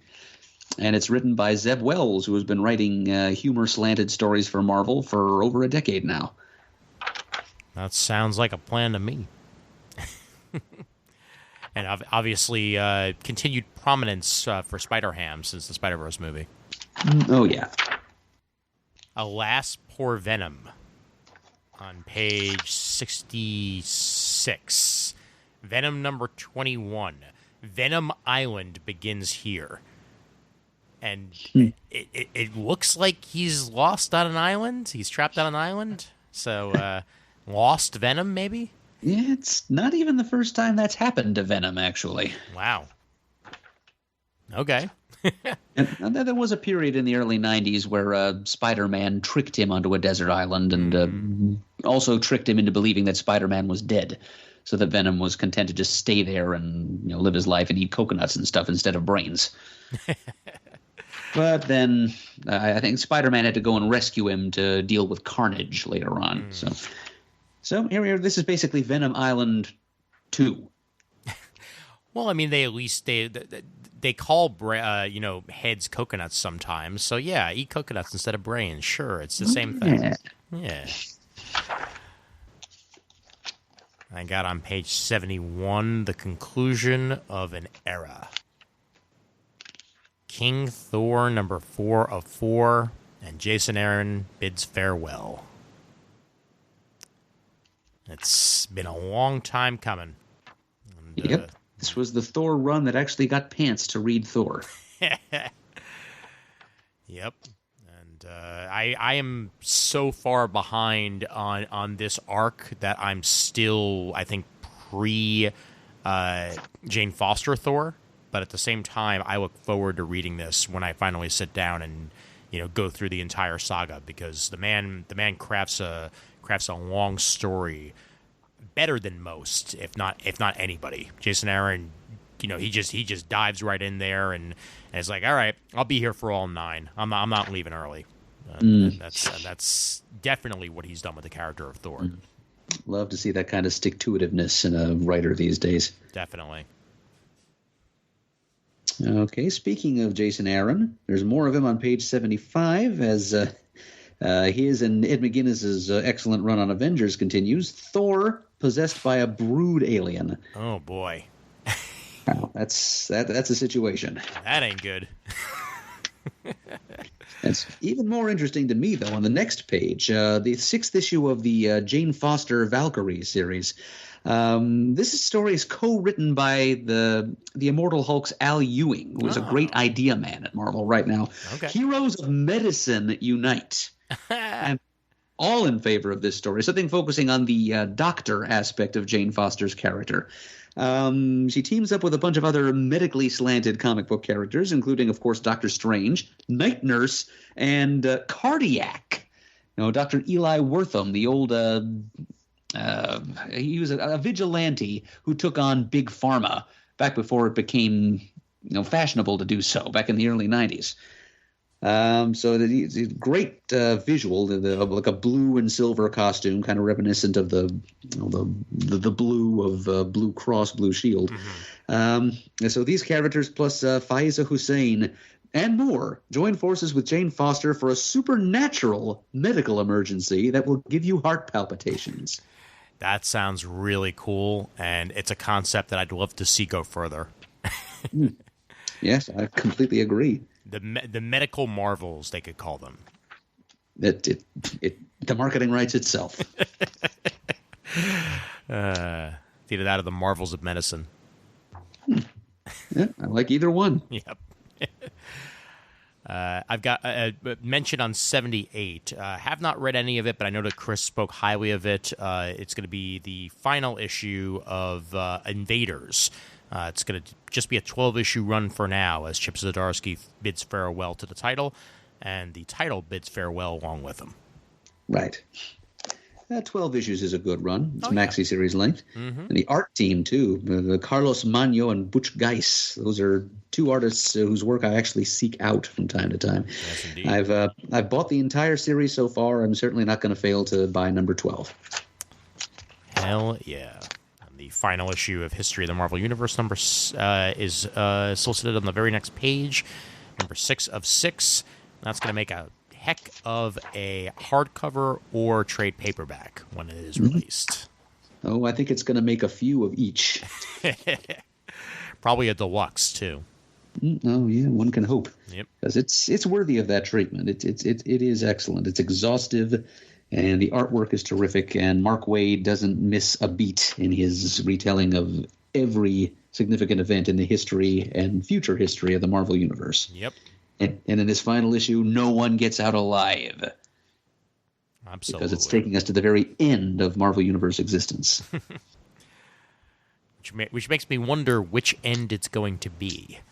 Ah, yes. Good call there. Because there's more than one history of the Marvel Universe, after all, because there's so ding-dang many alternate timelines. So I hope Wade is taking that into account as he goes. Yep. I think we can count on him to do that. Oh, yeah. Got Fantastic Four number 17 on page 85, the continuation of Point of Origin. And they say that Johnny Storm's life will never be the same again after a choice from long ago forever changed a planet 44 light years away. And now the ramifications and repercussions of such are going to be taking force. Dan Slott, and more art by Sean Isaacs. And a great cover by Nick Bradshaw. Yes, it is. Bradshaw's been killing it lately on covers. Really? Yep. We've got issue 12 of Guardians of the Galaxy on page 88. And all they tell us, Donny Cates is the writer on this, Corey Smith and more on the art. Thanos wins. Cosmic Ghost Rider. The death of the Inhumans. Silver Surfer Black. Guardians of the Galaxy. It's all been leading to this. Well, that's pretty all-encompassing. Yep. So this is where this volume of Guardians ends, and I believe I have read that Al Ewing is going to be taking a hand writing the Guardians in their next volume. Well, Coming soon. Cannot wait to see that, and pretty much anything he writes at this point I'm going to be checking out. Oh, yeah, he's established his credentials pretty thoroughly with me, too, Ian. Hell yeah. He knows Marvel history inside and out, and he has got an uncanny knack for doing new things with the old toys of the Marvel Universe.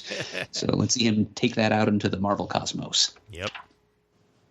Wow, look at the cover for on page 93 of is that Daredevil 14 or 15? 15, I believe. I cannot tell. You know what? I'm screwed. I'm just going to go with 14 because that is a very, very, very pretty painted cover right there. And I just it immediately drew me in. So hard not to mention it when you see something that beautiful. Oh yeah, it's great still life. Yep. It's like the morning after a hard night out in the town, busting criminal skulls. Just sit down and have a nice cuppa. Yep. I'm down to Star Wars after that. If you got anything before then, let me know. Oh, I do not. Okay. 96, Star Wars, The Rise of Kylo Ren, number 1. Written by Charles Soule with Will Sliney. As we get closer and closer to the movie being out. In fact, my ticket for opening weekend was just secured today as they officially went on sale as we are recording this about an hour or two ago. It's with Ben Solo's fall comes Kylo Ren's rise. as we see more of the past of Kylo Ren get fleshed out. 4-issue series, and sure to be a must-have for fans of the current trilogy. Yep. And it's certainly a quality creative team. Most definitely. And it looks like we already have a new Star Wars series, if I'm reading that right. I don't think it's... well, we will very shortly. Yeah. I don't think the first issue's been solicited just yet. Oh, okay. We've got Star Wars Saga, which is kind of like a hype magazine from what I can tell here. Yep. Empire Ascendant is on page 99, is just a one-shot, Right. but with some more great creators. Then a facsimile edition of the first ever Star Wars comic book, Star Wars #1, way back in 77. Yep. And then a couple of concluding issues of miniseries, the final issue of the Dr. Aphra series by Cy Spurrier and Kaspar Weingard. But yeah, I think that's... All right. We're kind of clearing the table here this month, and I think next month will be the big relaunch. There we go. Yeah, I was confused for a minute because I saw Star Wars Saga and I thought that they were trying to say that that was the new series, but instead it was just a celebration of what came before. And on 107, I have never been more tempted to buy a statue than I am of that amazing looking Jubilee on that Diamond Select Toys release. $50 there, Jubilee with what appears to be some Doc Ock-esque, tentacles going after her and what have you. Yep. It's something in the danger room. Hell yeah, love it. Yeah, I'll tell you, if this were 10 years ago, I believe our very own Danny O'Brien would not have been able to resist this either, and she would have had the Wild Pig discount. That is to buy it true. with, too. Yep. So good. But I think she's moved past what she calls dust collectors now. but Jubilee is a favorite character of hers. Yep. And since you mentioned it earlier, page 109 has a reprinting of Astonishing X-Men by Joss Whedon and John Cassaday, the omnibus edition. Ah. Yep. Yep, I've read only the first 4 issues so far, but it's living up to its reputation as far as I'm concerned. I wouldn't quite say it's seminal, but it's pretty damn good X-Men. Like, yeah. It's just enjoyable. Like, it's not world-changing, but it's really good. Well, it was good enough to have had an impact on future stories, and Yes. that's the best measure of the quality of work these days. Yep. And honestly, still the only way I would have brought back Colossus after hit the honorable way that he sacrificed himself back in the day. Try to get rid of the legacy virus like that. Yeah. Yeah, I've just the last issue of that I read has the big reveal at the end where Colossus shows up and saves Kitty from the people who are after her. Yep. And you just kind of see Kitty's gape-mouthed reaction, and then that part of the issue is over. So I'm still hanging from that cliff right now. I got something on 111. You got anything before then? Actually, on the facing page. Go ahead. Yeah, page 110. This is a good thing for Marvel's 80th anniversary year, even though it doesn't come out until April of Marvel's 81st year. It's a hardcover collection of late Golden Age into Atomic Age Submariner stories, written and drawn by Bill Everett, or at least credited to him. It's Submariner, the post-war years. So these are stories of the late 40s and into the 50s, because Captain America, the Torch, and Namor did have kind of a revival in the 50s. Just refer to the excellent Namor Spotlight that Chris did late last year in 2018. So this is a collection of some little-known and seldom-seen latter-day Submariner stories, including his partnership with his cousin Namora, who would become the mother to, or the gene donor to, at least the young Namorita, who's been a part of the Marvel Universe as part of the New Warriors. Mm-hmm. So yeah, these are some little-known classics, and I'm glad that they're getting back into print here. Nice. And on that very next page, a Black Widow omnibus, going through a whole bunch of her early stories. And character that you may want to know more about after her many appearances in the films. And they're going all the way back to issue 29 of The Avengers, and moving forward to Amazing Spider-Man, Daredevil, Black Widow, The Coldest War graphic novel, Punisher, Black Widow, Spinning Doomsday's Web, Daredevil, Black Widow, Abattoir? Abattoir, yeah, it means slaughterhouse. Got it. And then a bunch of other miniseries thrown in there, and some other appearances, including Bizarre Adventures and Marvel Fanfare, some of my favorite random throw-ins there. So, want to know more about Black Widow? That's a good way to do it. Yes. And pro tip here, this will be an excellent reading companion to a certain upcoming Spotlight episode that you'll be hearing from Comic Geek Speak in the very near future. Go on. We will, but not now. Okay, that's fine. Yeah. Oh, boy, page 112. Okay, this is Sensational She-Hulk by John Byrne omnibus hardcover. Wow. So this collects the graphic novel that Byrne did with She-Hulk and all the issues of the She-Hulk Ongoing, Volume 2, for which Byrne himself was responsible. Some of them he wrote, but didn't draw. Some of them he drew but didn't write. Most of them, I think, he did both. But anyway, it's his take on Shulky, which was largely humorous and irreverent. And it was spinning out of his use of the character in the Fantastic Four series. And gosh, they're good comics. They're silly, fun comics a lot of the time. And they were comics that I know Jamie D enjoyed because he was a big Byrne fan in general. And gosh, I wish Jamie were here to order this. Yeah, one of my favorite covers in the history of Marvel Comics is the cover they use for the for this collection. You know, okay, now this is your second chance. If you don't buy my book this time, I'm going to come to your house and rip up all your X-Men. And the sequel to that cover came on the final issue of the series when she said, okay, you had your chance, hand over those X-Men. Nice. Love it. They're doing a Marvel Select hardcover collection of the first 6 issues of Runaways. There are so many ways to read this story. I would just straight up say skip this, even though the art is going to be amazing. Find an older, cheaper collection, because you can definitely find them, and it's one of the best series Brian K. Vaughan's ever worked on, and certainly, you know, established those characters. But don't pay asking price of $24.99 for a hardcover when you can easily find the trades elsewhere. All right. One of these days I'm going to come around to Runaways, but for now I will take your advice, Ian, and skip this version. Yep.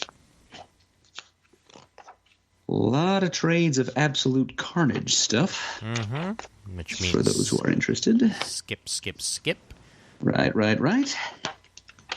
I'm a little bit annoyed about the way that they're soliciting this, and I certainly hope it means it's not the only way they're going to be collecting the Absolute Carnage Immortal Hulk, but they're collecting it as Absolute Carnage, Immortal Hulk, and Other Tales in a trade paperback.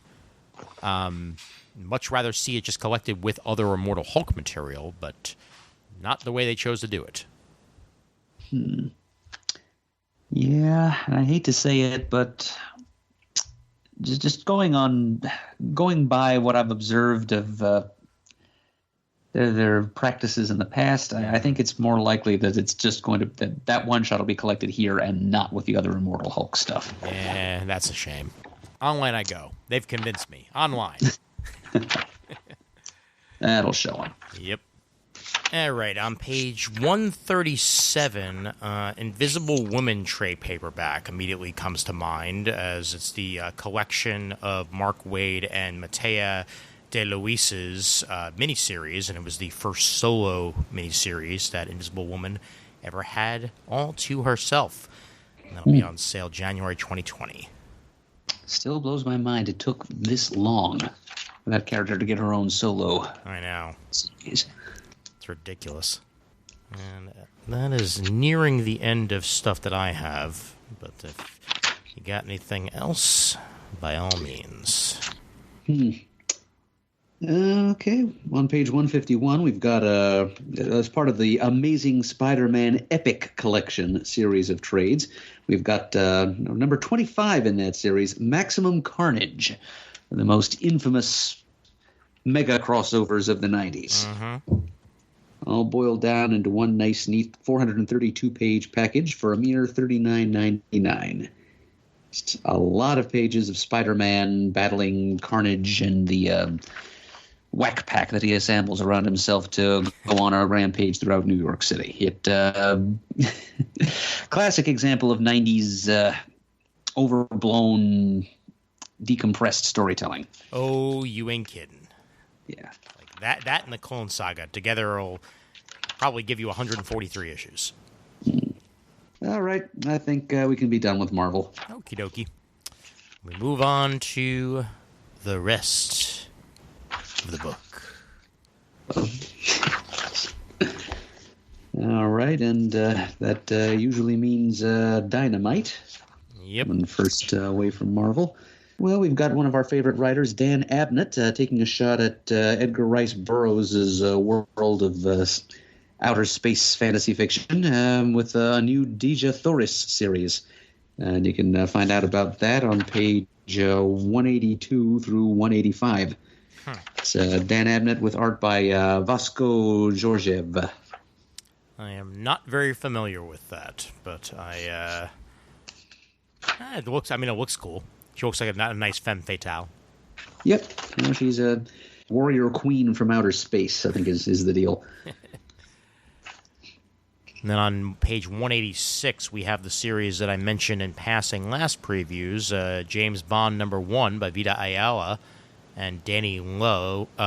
Is it Lowe or Lore? Lore. And artist is Eric Gabster. And it's a new series, not what I thought it was going to be. I thought it was going to be sort of like a from the ground up, but it's just continuing in their James Bond adventures, just with a new #1. So they're going Marvel style with this, with seasons. Yeah. Seems to be the new paradigm in comics publishing, and I'm not exactly happy about it, but it is what it is. Yep. And this new #1 will be available for 50% off at dcpservice.com. Excellent. Apparently, Dynamite had some success with their anniversary facsimile edition of Vampirella #1 from 1969, so they've gone back to that well, and they've published a replica edition of Vampirella #2 from that same year. Written by Vampirella creator Forrest J. Ackerman, along with Don Glutt, Nicola Cuti, and more. Art by Mike Royer, Ernie Colon, the late great Billy Graham, also late and also great, and more. Maybe next month we'll see issue 3. Maybe. As Dynamite, you can count on them to milk something for as long as it can be milked, or until their limited term license runs out, after all. Oh, yeah. They've been printing and reprinting The Boys, I feel like, nonstop since it ended. And now here we are with, I think, volume 6 of that at this point. But what I'll focus on is on page 207. It's called Obey Me by Mario Mentasti, and the art by Ben Herrera and Emmanuel Ordaz Torres. It's based on the action game Obey Me on PC and consoles. And I was just taken by the image of the trade paperback alone, but now I know it's actually based on something. So, so go figure. All right. Anything else for Dynamite? Let's boom it. All right. Boom, boom, da boom. Okay, they're leading with the new series called The Red Mother, which is written by Jeremy Hawn, with art by Danny Luckert. It's about a young woman who, in a brutal mugging, loses her eye, and also her fiancé is killed. So she gets a new prosthetic eye, but something supernatural happens. She ends up having bizarre visions through this new eye, and not only that, she appears to have become a conduit for an entity known as the Red Mother. Probably some, now this is just me speculating here, but probably some kind of supernatural figure of vengeance, like an ancient Greek fury or something. And so it's new concept from the fan favorite creator Jeremy Hahn, although he's not illustrating it, but he is writing it. And the first issue is 50% off at dcbservice.com. Very good. Now, I take slight issue with what's on page 212, as the flavor text says the teenagers with attitude and the heroes in a half shell meet for the first time. That's not true, because anybody who was a TV watcher of the 90s remembers the absolutely horrible live-action Teenage Mutant Ninja Turtles TV show that Saban Entertainment put out that started with a crossover between the Turtles and the Power Rangers. So I call foul, Boom Studios. You may not want to remember it, but damn it, I do. Well, whoever wrote this copy should hang their heads in shame. But you know something? I bet Ryan Parrott remembers that, Ian. Yes. And I bet he'll throw some kind of little nod and a wink to people like you who do remember it. Yes, if we get the female turtle showing up, then we'll definitely be in the right wheelhouse here. Venus de Milo, was that her name? Venus de Milo, you got it. Yep. Oh boy, yeah. Yeah. Here's the crossover between the Turtles and the original Power Rangers, but like you said, by Ryan Parrott and Simone De Mayo on art. And the Power Rangers arrive in New York City to find Tommy Oliver, but soon discover he's joined forces with the villainous Shredder and the Foot Clan. So of course the Turtles have to step in to stop that from happening. Cowabunga. Oh my God! Yeah, this previous catalog keeps making '90s me happy, and the artwork is actually pretty damn good. Looking at these preview pages that they posted, Mm-hmm. I'm liking what I'm seeing too. Yep.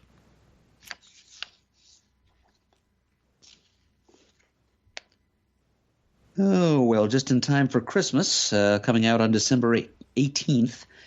We've got a new Klaus special.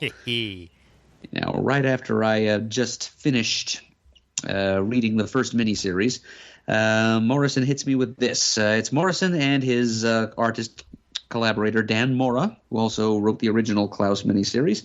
It's a one-shot called Klaus and the Life and Times of Joe Christmas. And the front wraparound cover shows Klaus and the infant Joe Christmas cradled in his arms, and all kinds of sinister beings emerging from little square portals hanging in midair. And those square portals are somewhat significant because the solicitation copy tells us that this is inspired by – it's a holiday calendar-inspired comic. Vignettes of Joe and his family as they team up with Klaus over 25 different Christmas adventures. So it's talking about advent calendars here, which are those little paper sheets with well, it should really be only 24 little pop-open windows in a true advent calendar. You know, if there are 25 windows, then technically it's a Christmas countdown calendar as opposed to an advent calendar. Okay. You know, just me laying my insider knowledge on you there. Since Advent is supposed to be, it's the period of time leading up to Christmas Day as opposed to, it doesn't include the day itself. That's why it should be 24. Got it. But in this one shot, there are 25 different adventures. And not only that, it's presented in a horizontal format. And it's mentioning here in the copy of Morrison's 2001 New X-Men Annual, which did the same thing. Yep. So pretty daring. And it probably won't translate to trade all that well, especially if they bind it in with other stuff. So yeah, I may end up having to buy this one shot just so I can experience it and read it more easily sideways as it's meant to be read, rather than trying to pry a trade apart in order to see it. It's going to be very difficult. I mean, I immediately think of Final Crisis when that was collected, and for some reason they didn't include the 3D glasses and make that Superman special 3D again. I mean, it's just it's a damn shame, really. So did it transfer very well? I mean, did they have to take off the 3D overlays? They basically just took off the 3D overlays and printed it like normal art. And frankly, I preferred it that way. But there was all this hoopla about like, hey, this 3D issue, and then it's literally called Final Crisis Superman 3D. and it's reprinted in the trade just normal. Tisk tisk. Yep. Guess it's that way of saving, a few cents per issue in production costs to not include those cardboard 3D glasses. Yeah. In the end, though, I got to see Doug Monkey's art a lot better, so I didn't really care. Yeah. Okay. That's a win then. Exactly. I'm going to mention on page 225 the series Once and Future, written by Kieran Gillen with art by that Dan Mora guy again. Mm-hmm. I think it was originally planned as just a 4-issue miniseries, just a one arc and out, but I guess it did well enough that they've decided to greenlight it as an ongoing. So congratulations to Gillen and Mora for that. I skimmed through the first issue a little while ago. It's the story of clumsy, fumbling, awkward schlemiel of a museum curator named Duncan. A lovable schmuck. When we first see him, he's completely bombing a first date with somebody he met online. So you sympathize with him right off the bat. And then this poor guy learns that his sweet old grandmother used to be kind of an Indiana Jones type of two-fisted anthropologist hero with a specialty in Arthurian myth and artifacts. And he has to team up with her to deal with these supernatural threats that are arising from the ancient days of Arthurian myth. So it's a rollicking good time. I was impressed with that first issue, and now there's going to be more of it than previously thought, and I say hooray to that. Hooray indeed. And that is it with Boom for me. Okay, same here. So now we move on to those back pages. Mm-hmm. Let's start off with a new series, their featured item on page 240, shall we? Oh, by all means, let's. All right. Gung Ho #1. The writer is Benjamin von Eckertsberg, and the art is by Thomas von Clement. And it's by Blaze Comics, and it's a spiritual successor to The Walking Dead. Or at least that's what they say. And right. And that's the way they're going to get you in the door, because, hey, you've never heard of this comic. It's like The Walking Dead. Like, all right. This one's like Superman. We swear, kids. In the near future, the White Plague has almost completely decimated humanity, and civilization is only a sweet memory. The world as a whole has become a danger zone, where survival is only possible within towns of fortified villages. Enter orphan brothers Zach and Archer Goodwoody. Troublemaking that's a last name. Troublemaking teens who have just arrived at Fort Apache and about to learn the hard rules of integration into the colony.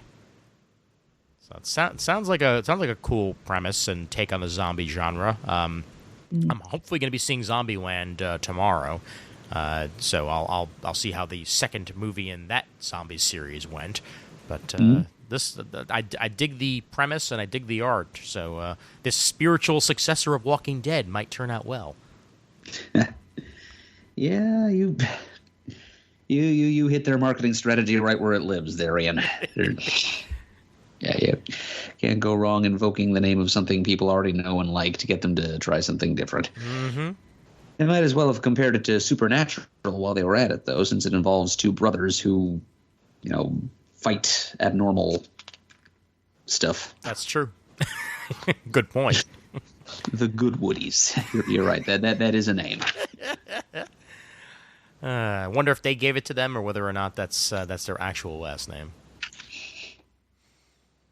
We may never know. Mm-hmm. And continuing the trend of if you would like blank, then you might like blank on page 243. This jumps out to me just for what they say that if you're a fan of, you would enjoy it. If you're a fan of Beasts of Burden or Mouse Guard, you will love Wild Things. Or Wild Thing, that is. Wild Thing or My Life as a Wolf, a Fable. The writer is Clayton Jr., and it looks to be about a Labrador named Silver, who grew up on a farm with his master and hundreds of sheep, but Silver dreams of adventure, bored by the monotony of his farm life. What is beyond the hills? Where does the river flow? Which animals live in the forest? So many questions without answers. This sounds goddamn adorable. Oh, yeah. I'm wondering if it's going to have dialogue or if it's just going to be just silent panels, picture only. Good question. Because they do mention both Beast of Burden and Mouse Guard, so I'm going to assume there's going to be dialogue. But yeah, your mileage may vary. Who knows? Probably going to have more in common with Beasts of Burden than with Mouse Guard, but Yeah, even so, yeah. more than I agree, likely. and that looks good. Looks like a great concept. Yep. Enjoy animals as protagonists. Also notice on 244 that one of the covers to Gung Ho is a blatant ripoff of Walking Dead. Sorry, I mean homage. Right. Do what you got to do, fellas. Do what you got to do. Right. It's all about the hustle and the flow. All right. Now we get to page 246 and a big splash ad on page 247.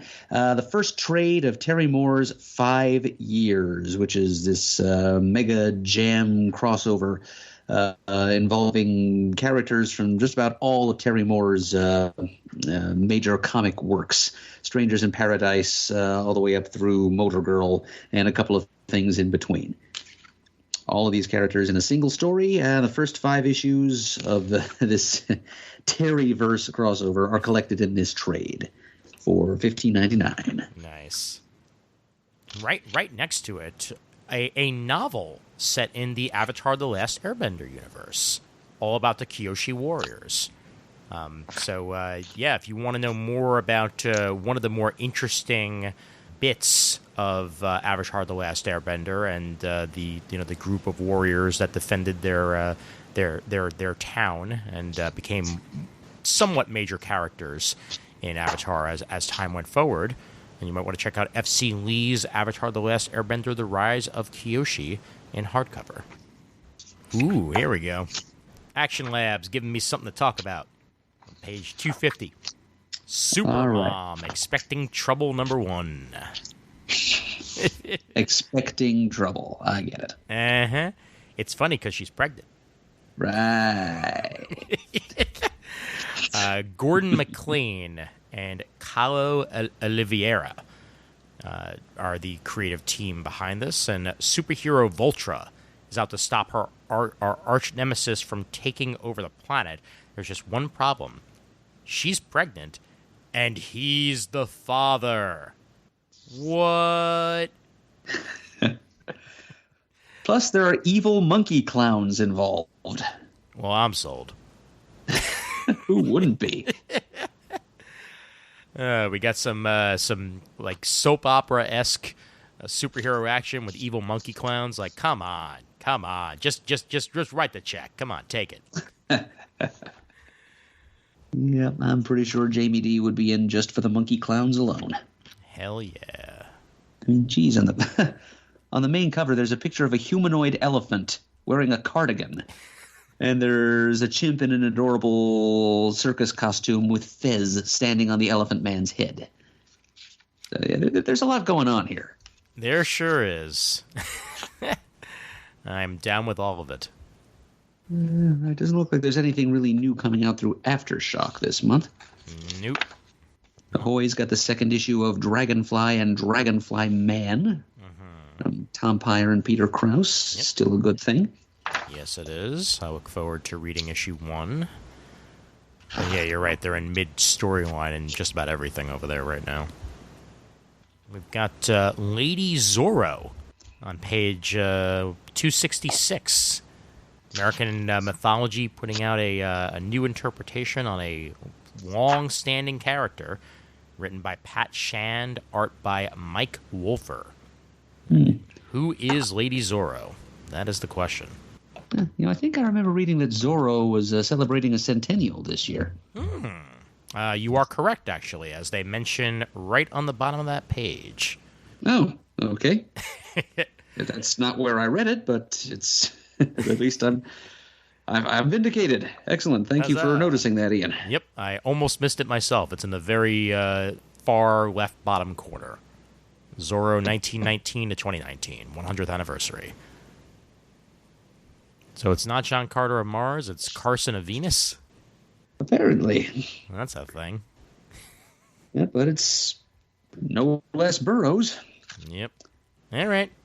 Sure.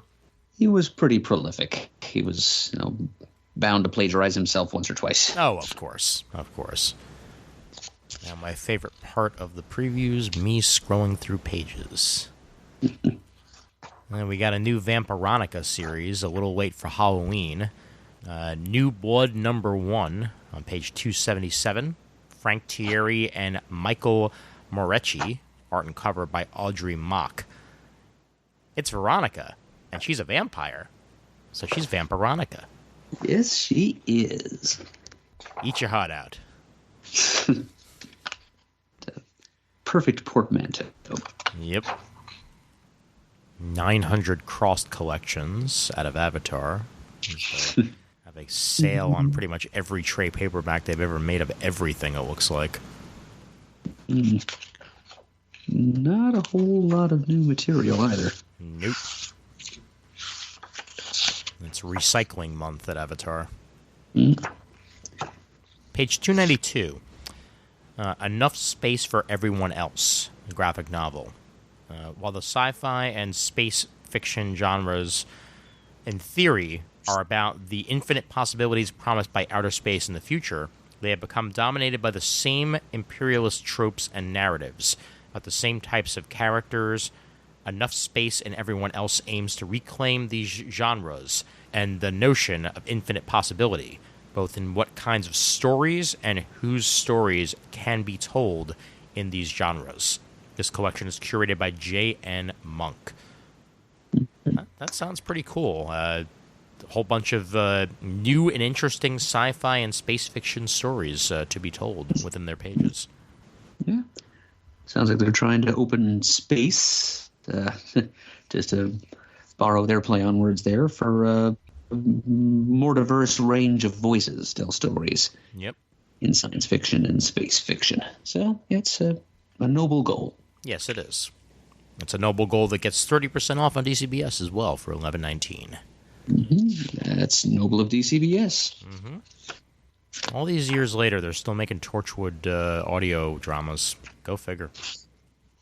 More successful than the TV show. Yeah, pretty much. Well, I still would have loved to have seen where that American collaboration series would have continued after that. Ended very much on a cliffhanger note with the Mekhi Phifer-driven season of Torchwood. Got a picture book for kids based on Star Wars on page 304 out of Disney and Lucasfilm Press. Star Wars: The Rise of Skywalker, The Galaxy Needs You. Very, very cute cover. And looks like it's going to be a nice one for the kids to get them their further Star Wars needs. Sounds like a good self-affirming message, too. Yes, it does. Not a lot immediately catching my eye. But you know what I will mention on page 317, just because it was initially mentioned, that I do have a unproofed black and white copy of it as part of the Scholastic panel that I went to. Babysitter's Little Sister, Volume 1, Karen's Witch, is being solicited this month. The soft cover and the hardcover, so either one of them. So if you want to check that out of Graphics, it's going back to the genre of Babysitter's Club, but their younger siblings. Anne M. Martin and Katie Farina are the writer, and Katie Farina is the artist. Yeah. It's cool that you got that advanced copy. It's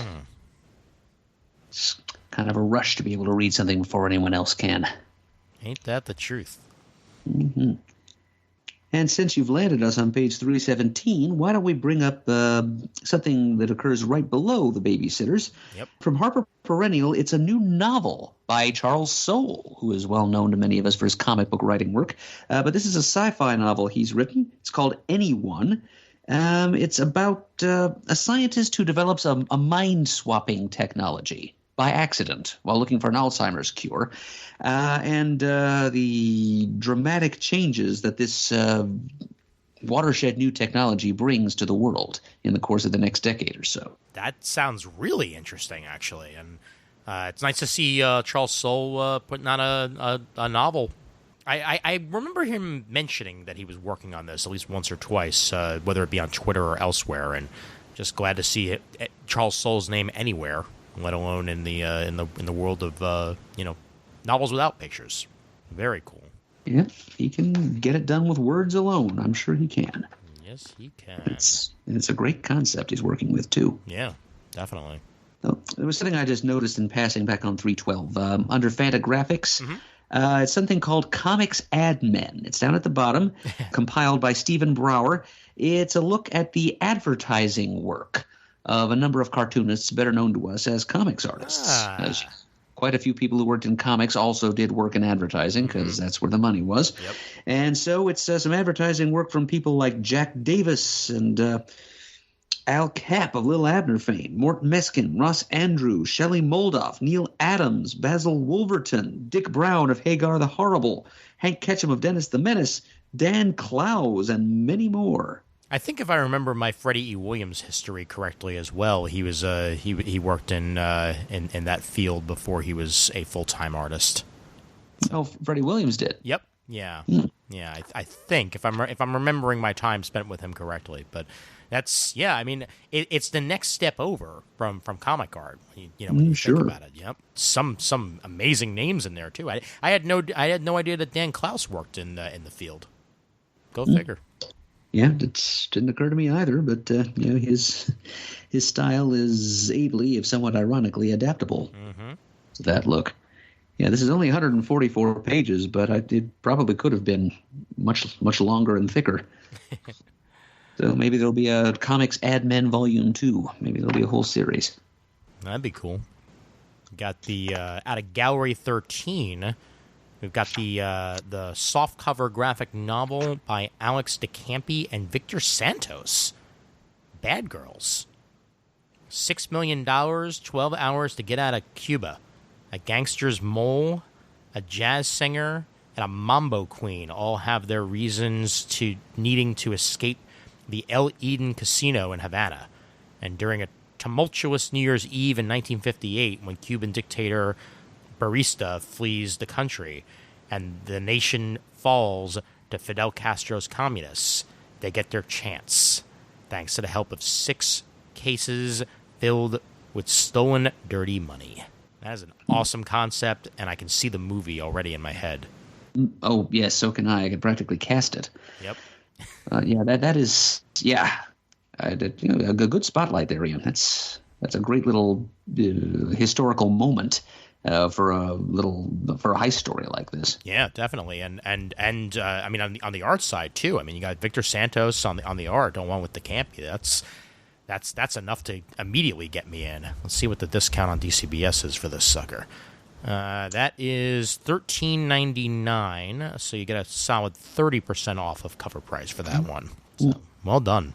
All right, at this point in our journey through the catalog, I'd like to pause for a moment.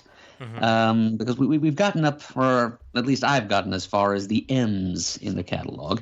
And I thought this would be a good time to pause for a little commercial message on behalf of an old friend of the podcast. Sure. Yes, her name is Chandra Free. And she is an artist, and some 10 years ago, she put out a graphic novel called The God Machine through Archaea, which we talked about quite a bit on the podcast at the time. Chandra was on the show to talk about it, and she came on with her sometime collaborator Drew Gaska to talk about an illustrated novel the two of them put together called Conspiracy on the Planet of the Apes, which I will bet that Chris has read. And she is in cooperation with fellow creator Steve Emond, who did a comic called Emo Boy at Slave Labor Graphics back in the mid-2000s. I remember that one. I remember buying that at Bulletproof Comics when I was in college. Yeah, I remember buying it at JC's Comic Stop in Toledo when I was in grad school. Because one of my fellow grad students was actually doing his grad thesis on the emo subgenre and local emo scenes, and he was also kind of into comics, so I remember slipping him each new issue of Emo Boys that came out so that he could read over it and even use it as reference for his thesis, just as examples of how the emo genre and its consumers and fans were represented in mass media. Yeah, that was a fun, eccentric series. It was about a kid who actually had emo powers.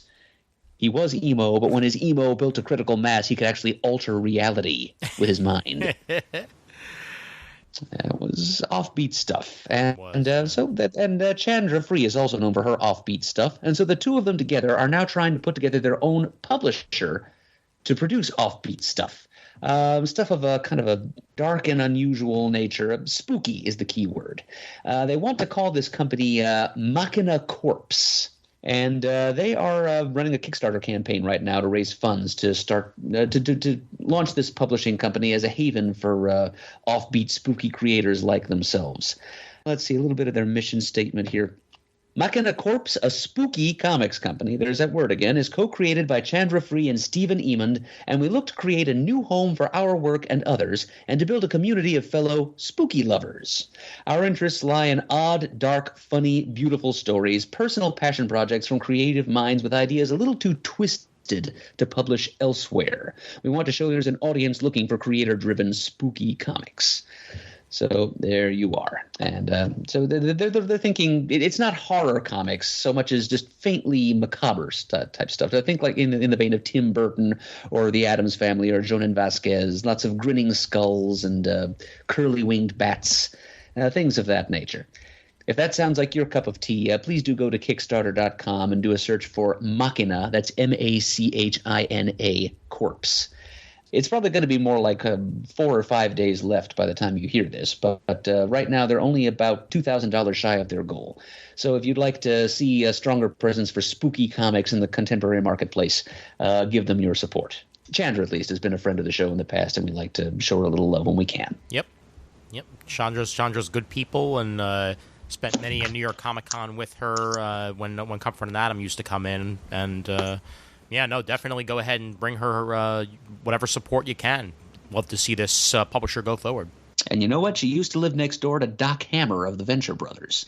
So Doc Hammer wants you to support this Kickstarter campaign, too. Yes. He may not know it, but he does. He most definitely does, yep. We now return to your regularly scheduled previews catalog, already in progress. Yes, indeed. I got one on 338. Okay, I'm there. Okay. At the End of Your Tether, out of Oni Press. Adam Smith and Vivi Glass. For fans of Brick or Paper Towns, comes At the End of Your Tether, the story of a boy who goes searching for his missing ex-girlfriend only to discover that some things aren't meant to be found. Really like the artwork. Yeah, it's gorgeous. That's immediately what drew me to it. It's a very expressive art style, and yeah, I would love to see where this one's going to go. And the very next solicitation on page 340 has me even hungrier. To drink and to eat, tales and techniques from a French kitchen. You'll be tasting that Indian eggplant before long, Ian. Oh, yeah. Delightful. I think it's going to be pretty soon, actually, because I'm not really seeing much else. Yeah, I think we're on the downward slope here. Yep. Nothing in 2000 AD this month, unfortunately, that really screams to me, so moving past that. And Chris has already been good enough to spotlight tomorrow's. I might actually join him in ordering back issue number 118. The Greatest Stories Never Told. DC, The Lost 1970s. That's perfect title to hook me. You know what? Actually, 358. Starting a miniseries of Sherlock, A Scandal in Belgravia. Well, it's the critically acclaimed manga adaptation of Sherlock. And this is how they introduced Irene Adler in the show. And this is the manga adaptation of that. I remember seeing the manga adaptation of this on the shelf when I was in Japan 5 years ago. And it took a long time for this to actually make its way to the shores. There was a bunch of rights issues and what have you. Like, it was supposed to come here about maybe 3 years before it actually did. And they finally cleared that up. And now they're actually, collecting them in English. And this is part 1 of 5 of the Scandal in Belgravia storyline. All right. For all you Conan Doyle lovers out there. Mm-hmm. Or your Benedict Cumberbatch lovers who like seeing him in art form. Mm-hmm. Yeah, that is a lovely painted rendition of him.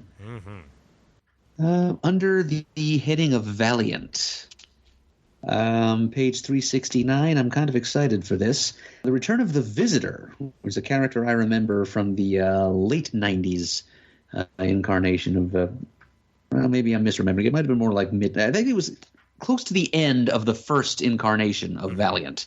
I think before it became Acclaim Comics and then fizzled out of existence. This Visitor character was introduced, and I, little sucker that I was, I bought the hype that this Visitor character was going to matter, and I bought the first issue. So it's kind of interesting to see this character reincarnated here in the current Valiant. But more exciting than that is the fact that it's being written by Paul Levitz. Yeah. Good to see his byline on something these days. I mean, he's in this a universe where he has a little more latitude to work than he would have had, well, than he did have writing in the post-Flashpoint DC universe, writing World's Finest. I feel assured that we're going to get a well-constructed story out of him, regardless of what this new version of the Visitor character is. Levitz is writing it. It's in good hands. I'm going to give it a try. Yeah, anything Levitz is worth giving a shot at least. Although I'll always remember him as the guy sleeping in the back of a panel that I was at New York Comic Con.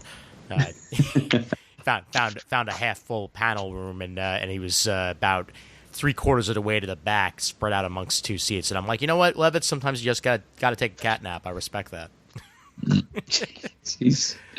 That's a con survival tip from a past master. Yep, definitely. But yeah, no, I'm happy to see him doing anything, and especially for Valiant, this should be something special.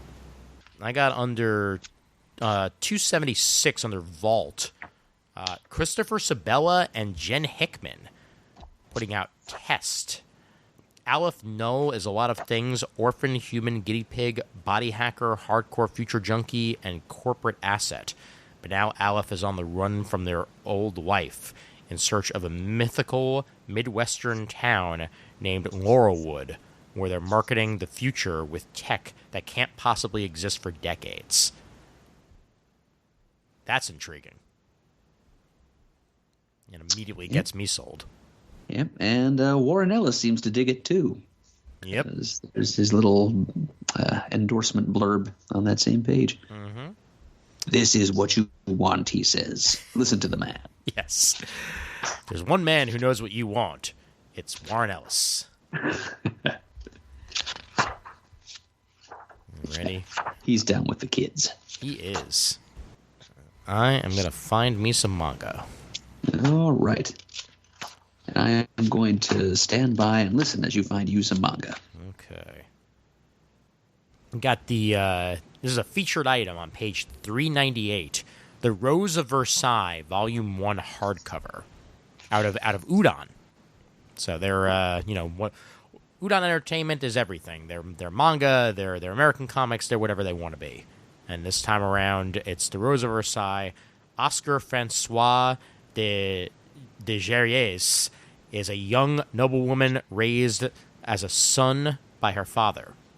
And as commander of Marie Antoinette's palace guard, Oscar is brought face to face with the luxury of King Louis XVI's court of Versailles. Joined by her servant Andre, Oscar is privy to the intrigue and deceit of France's last great royal regime. Rose of Versailles, the queen of shoujo manga, is available for the first time in English. And I've heard about Rose of Versailles many a time, and it's happy to see it finally translated for Western shores. Seems like almost like a Milan type story, with a woman posing as a man, and gotcha. And getting an insider perspective because of that.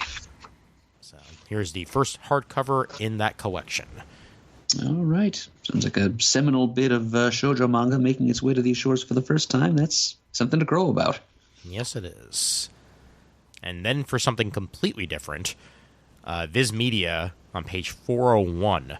No Longer Human. This looks like horror manga right up my horror manga alley. It's all about mine has been a life of such shame. I can't even guess myself what it must be like to live the life of a human being. Plagued by a maddening anxiety, the terrible disconnect between his own conceit of happiness and the joy of the rest of the world, Yozo Obe plays the clown in his desolate life, holding up a mask for those around him as he spreads ever downward, locked arm in arm with death. It's one of the most read and celebrated works of Japanese literature. And made into a manga here, so that's got me. Sounds like real uplifting stuff. Oh yeah, absolutely. You're feeling down. That's absolutely something that you should be reading. Just gonna make you feel so much better. And then I got one more on page 403, Jujutsu Kaisen. Just looking at the art samples of this looks like it could be another one of those series that takes off and becomes one of those like 20-volume masterpieces or what have you. But in a world where cursed spirits feed on unsuspecting humans, fragments of the legendary and feared demon Ryomen Sukuna were lost and scattered about. Should any demon consume Sukuna's body parts, the power they gain could destroy the world as we know it. Fortunately, there exists a mysterious school of jujutsu sorcerers who exist to protect the precarious existence of the living from the supernatural.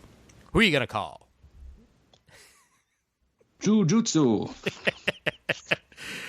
Yeah, sure, why not? So I think that one's going to be big with the kids. Because clearly I know what kids like. Right. Just like Warren Ellis. Oh, absolutely. And I think my bolt is officially shot. You got anything else? Pretty cool looking Mysterio t-shirt on page 427. Ooh. That's about all I'm going to say as far, I rarely have anything to say about the merchandise section at the back. Yep. Well, you know what? I'll call out one last manga just for the hell of it. Page 422. Anybody who's a fan of the King of Fighters fighting game, they're putting out the King of Fighters A New Beginning, Volume 1. It's a manga adaptation of the King of Fighters fighting game, and it starts from square one. You get to learn all about your favorite King of Fighters characters. There's more than just Terry, people, we swear. And that is officially a bolt shot. All right. That's 2 chambers empty then. Mm-hmm.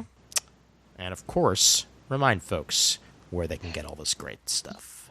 It'll be my pleasure, Ian. It can all be had at very reasonable prices from the Discount Comic Book Service. Go to dcbservice.com. I'll patronize them, allow them to meet your comic book pre-ordering needs, and they will take care of you. We swear by them here at CGS. Yes, we do. They are amazing, and they have the best damn customer service out of anybody when you can get your comic books. Preach on, Brother Levenstein. All right. Ready to preach about some other stuff? You betcha. Okay. If you'd like to send us an email, our address is comicgeekspeak@gmail.com. If you'd rather leave a voicemail, you can call 267-702-6642. You can like us on Facebook. You can follow us on Twitter. Our Twitter handle is @comicgeekspeak. We encourage everyone to go to thecomicforums.vanillacommunity.com, which is our online forum where you can leave feedback about this and many other episodes of the show. Tell us what you're ordering from previews. Correct our mistakes, say whatever you want to say about the show, or just engage in conversations not about the show with your fellow CGS listeners and fellow comic nerds. It's all good. We give special thanks, as always, to those of you who have donated monetarily to the show in the past. We really appreciate it. The show would not be what it is today without your support. And as always, we are uniting the world's mightiest heroes, one listener at a time. You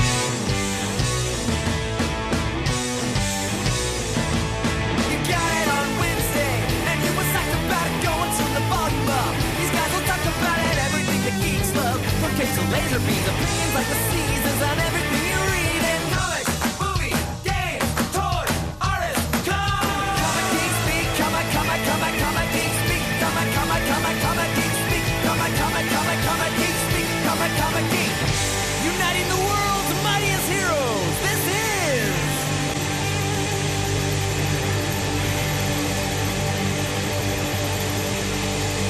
Comic Geek Speak. Marathon over. Whew.